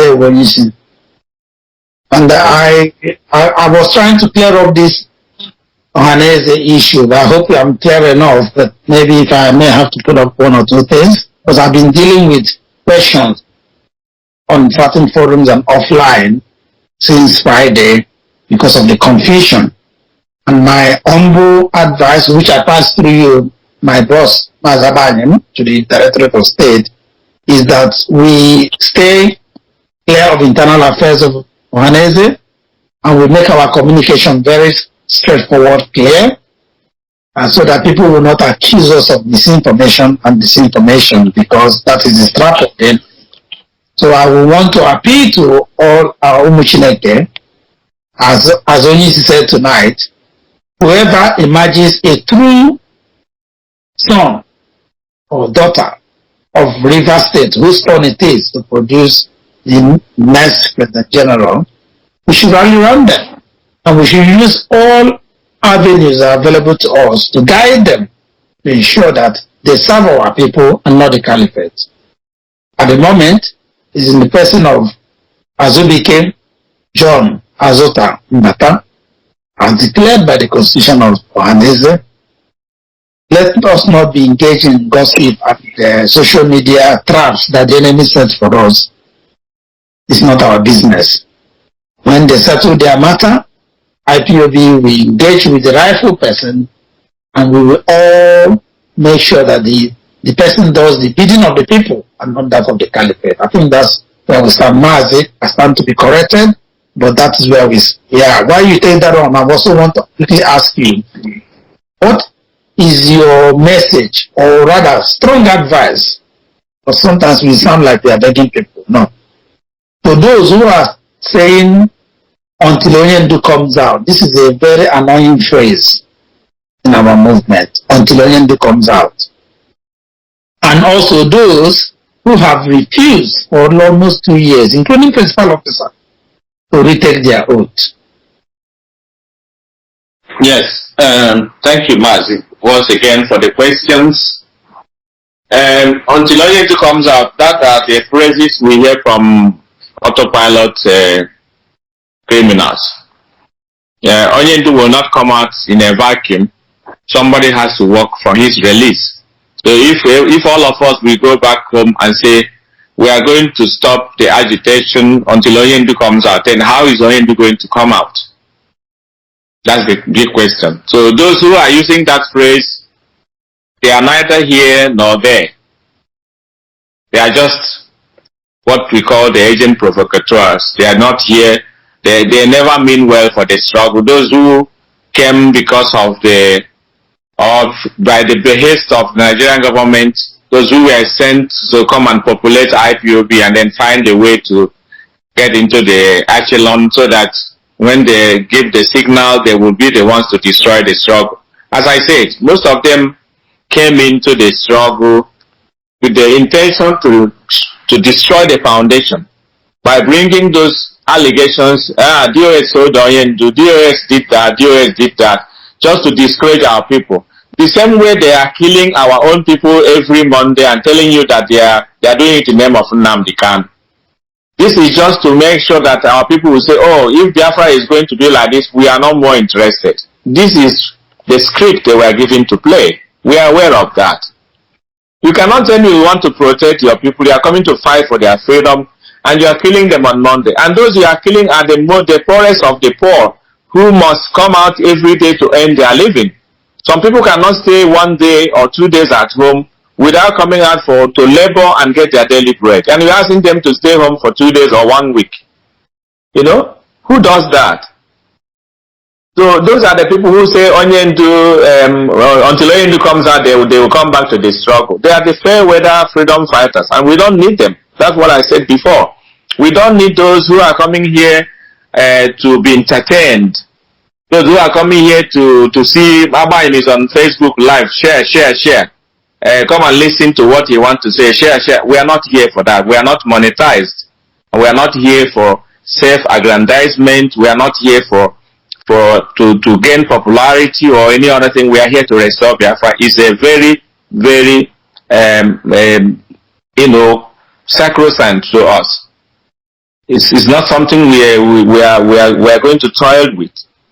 So Onyendu must be released. Those who are saying that are not one of us. We better ignore them. They are not Biafrans. If you go to DNA, if we make a DNA with them, you find out that they are mixed blood. They are not. They don't have pure Biafran blood in them. Because if you are a pure Biafran, you must be concerned that the enemies are coming to overrun your land, and you are here to say Onyendu until Onyendu is released. Then who is going to release Onyendu? So that's number one. Number two, Mazi, remind me about the number two question again, please. The number two, well, let me link it to this. It's about what is going on currently in social media, particularly with Onyendu's siblings. Okay, let me name names. That's my nature. I don't hide.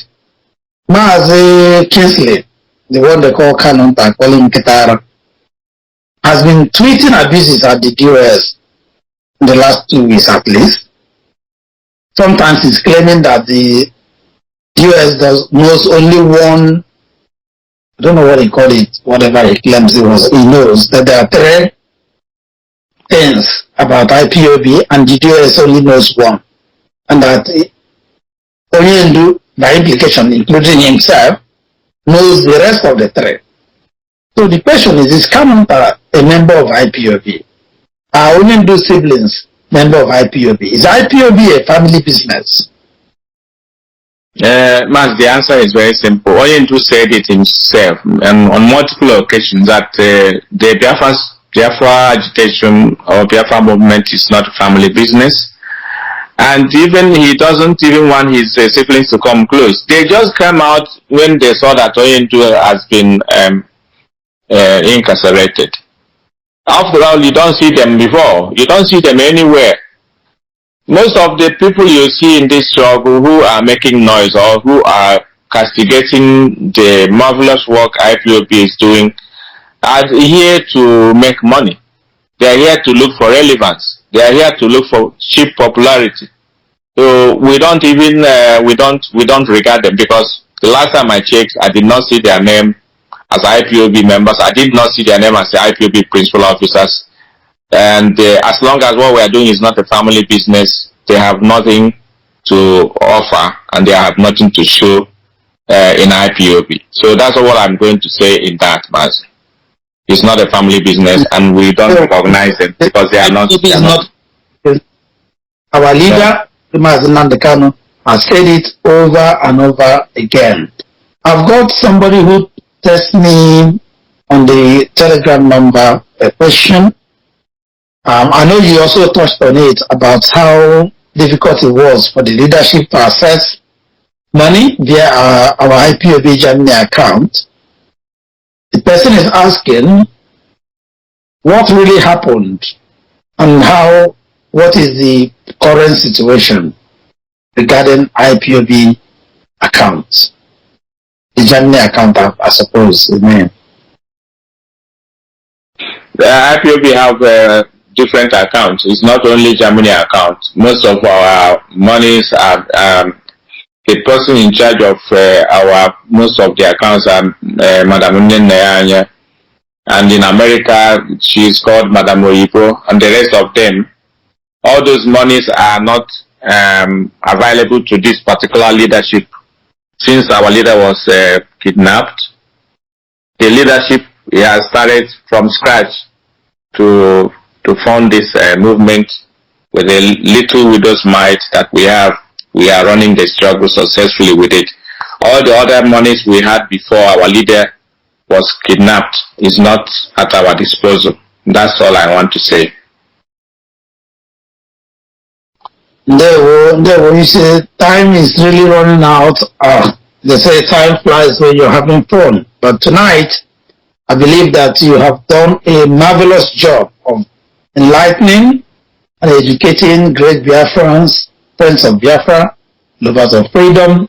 This program will not go on forever. But before we go, Onyisi, let me ask you, looking into the new year, looking into your crystal ball, what are your predictions or your focus, not just hopes, but things that you see that are concrete to unfold this new year? Yes, we are humans and we have limitations in our own predictions. So whatever I'm going to say, I will stand to be corrected. But my strongest feeling is that we are going to record victories this year.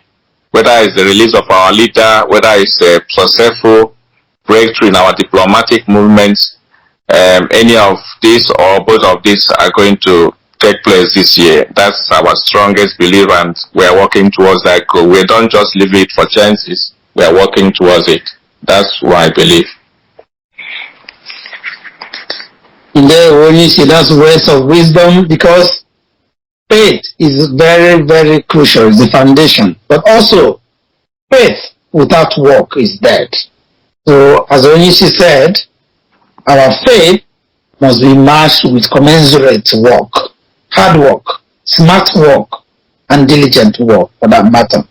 And that means that each and every one of us, every IPOB family member, not just principal officers, but essentially principal officers, must be ready, up and doing, fit for purpose for the work, the diligent, the smart, the hard work that is required for us to achieve our goal. This year, 2025, is a year like no other before.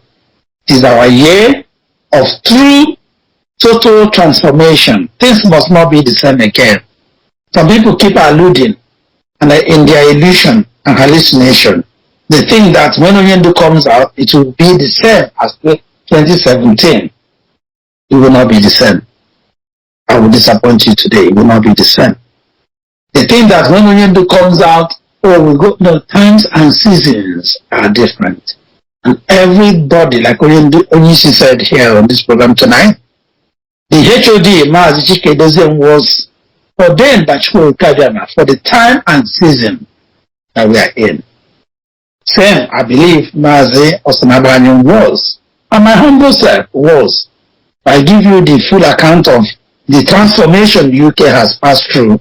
It is not by my power, it is not by might, but only by the grace of Chukwu. Because once they thought that once they conquer UK, they will conquer the whole IPOB worldwide. Theoretically, that might be true, but they didn't succeed. So this year in particular is going to be total transformation. As I always say, that transformation is going to be wholesome, holistic. Starting from our Onyendu, he himself needs to be transformed. The way he was acting playing, walking, behaving. 10 years ago, he cannot behave the same again. Tell him I said so. Things must change for good. Same with our leadership and the rest of each and every one of us. Anybody who is not ready or fit for purpose leadership, please, no sentiments, no emotion, stay by the side. Move on. You are still a beloved Biafran brother or sister, but there is no point you occupying a leadership role when you are not fit for purpose or not delivering on it. It's deceptive, it's dishonest, it's disingenuous, it is abhorrent, it is evil because of our land. Mazi, on that note, I want to especially thank you for being on this program today, your very first time, and also the very first special guest on our program for this new year. I want to also thank you for the tremendous support you have been giving to me and my cabinet, the whole UK family, all the way through.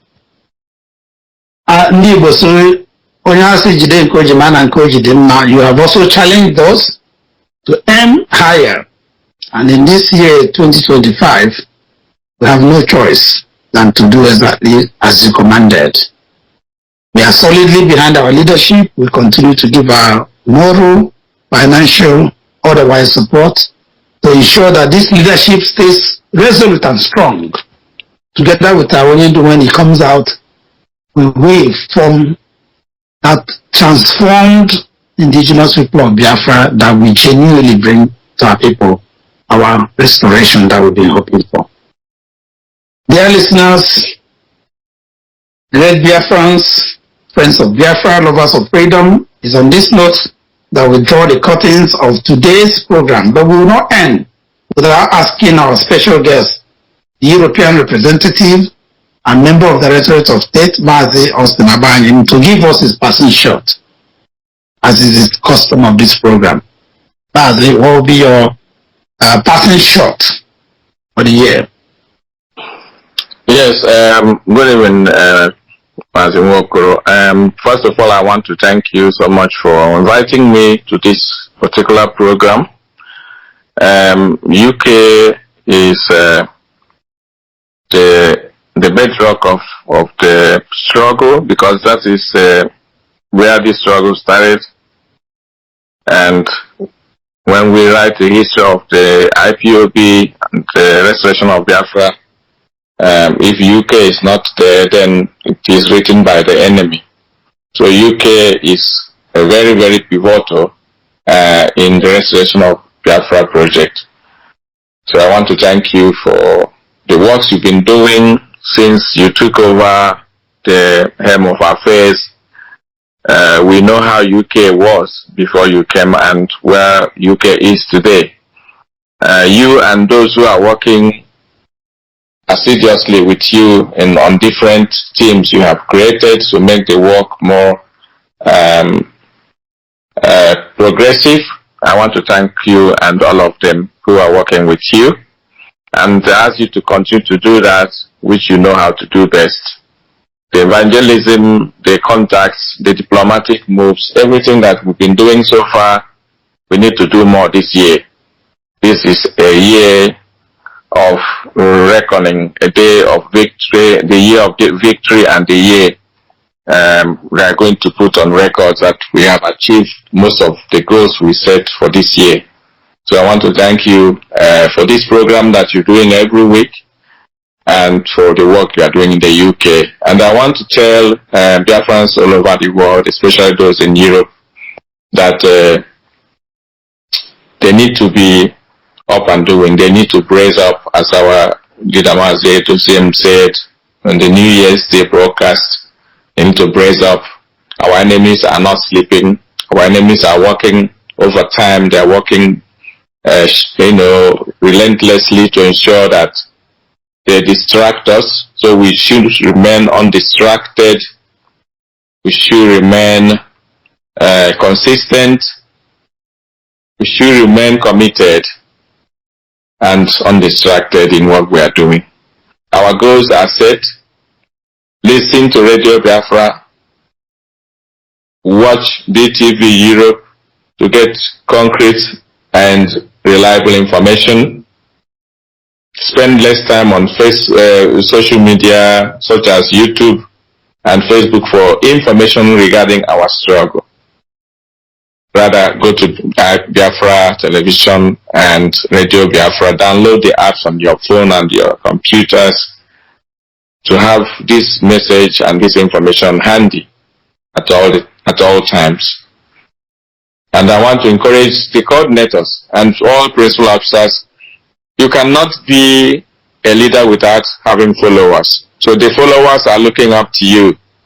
If you are a coordinator and you are not contributing, both financially and physical activity, encouraging those who are looking up to you, there's no way you are going to record success this year. So you need to step up and do more so that those who are looking up to you will be encouraged to see that you are working and they will work with you. We in the Directorate of State, we have taken an oath never to relent. So we are going to work as seriously as well as we've been doing so far. Our enemies are being taken care of by Chukwu Okabiama. They are going to be falling by the wayside, and the way will be open for us to go and get Biafra. This is why we come, and this is what we are going to achieve this year and the year to come. We are not going to bequeath the Biafra restoration project to our children or our children's children, because they don't have any connection to Biafra land. We are the last set of generation to restore Biafra, because most of us are born in Biafra land. We have our childhood memories in Biafra land. We have our friends and classmates and schoolmates in Biafra land. The children we have mostly in the diaspora, most of them are not connected to Biafra land. So it goes without the saying that said, everyone become our chi. So if everyone become our chi, our children we have in the diaspora, they are going to protect the land where they were born, where they have their classmates and their friends. We have to make sure that we restore Biafra so that we can bring them home. If we fail to do that, they are not going home. They are going to remain where they are born, where they went to school. So secondly, we need to make sure that the Biafra languages are spoken in our homes. Without that language, without Igbo language, you cannot say I am Igbo. If you are Igbo, you must speak Igbo. If you are a Biafran, you must speak a Biafran language. English is not your mother tongue, neither is French or German or Portuguese or Spanish. You must speak your own mother tongue to be able to claim that identity. So it is the duty of the parents to ensure that their children speak the mother tongue of Biafran, of any Biafran state or region. We must teach our children our language. We must make sure we bring them home, and we must work hard to restore Biafra so that we can take them home. If not, we will go home empty-handed, if at all we have a home to call home in the end. If Biafra is not restored, our land will be run over by the enemy, but God forbid. We are going to work hard to restore Biafra. This generation must restore Biafra. No other one can do that. And with the power and help of Chukwu Kabiyama, all the dreams will be achieved. But without our hard work, without our commitment, it will not happen. So let us work together and get our nation restored. Nigeria is going to implode very soon. We need to get ready to claim what is ours and go home to develop it and build a generation and development and the civilization that have never been seen in Africa before. We have all it takes to do that. Let's go home and build. Let's develop our own region, and let's go and say thank you to Chukwu Kabiyama while standing in the land of Biafra. With our children and with the victory, we are going to sing songs of praises unto him. Our leader Mazi Nnamdi Kanu will be released because he is going to be the one to lead us into that new nation called Biafra. This is all I have for you. I remain Mazi Austin Agbanyim, the European rep. Greetings, and we call it a day from Switzerland. Thank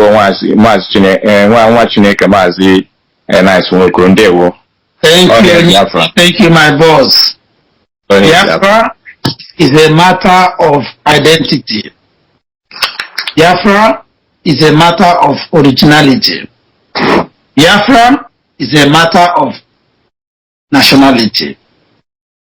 Dear listeners, great Biafrans, lovers of freedom, friends of Biafra, it's on this note that we draw the curtains of this January 2025 special edition of our program with our special guest, my own boss, the European representative of IPOB, a member of the Directorate of State, DOS, Mazi Agbanyim. Thank you, Onisi, for finding out time, nearly 3 hours of your time, and it's coming to midnight in your location, to be with us and to interact with Biafrans, and to, most importantly, give us policy direction and education into the future, this year, 2025 and beyond. We very much appreciate you, sir. Next week, we'll continue on the homecoming, the transformational call by IPOB for Biafrans to return home. We'll bring you special guests from Biafra land and in the diaspora, who are community leaders, very experienced, to talk about the benefit of homecoming. Until then, on behalf of the IPOB UK entire family, my cabinet, for the principal officers, particularly the IPOB UK National Media and IT Innovation Team, who put this program together with my humble self, and also the Radio Biafra technical support, Mazi Alozie, for all his kindness and love for our nation and for us. From me here in the United Kingdom is good night. God bless. The Happy New Year. Thank you very much. Very well.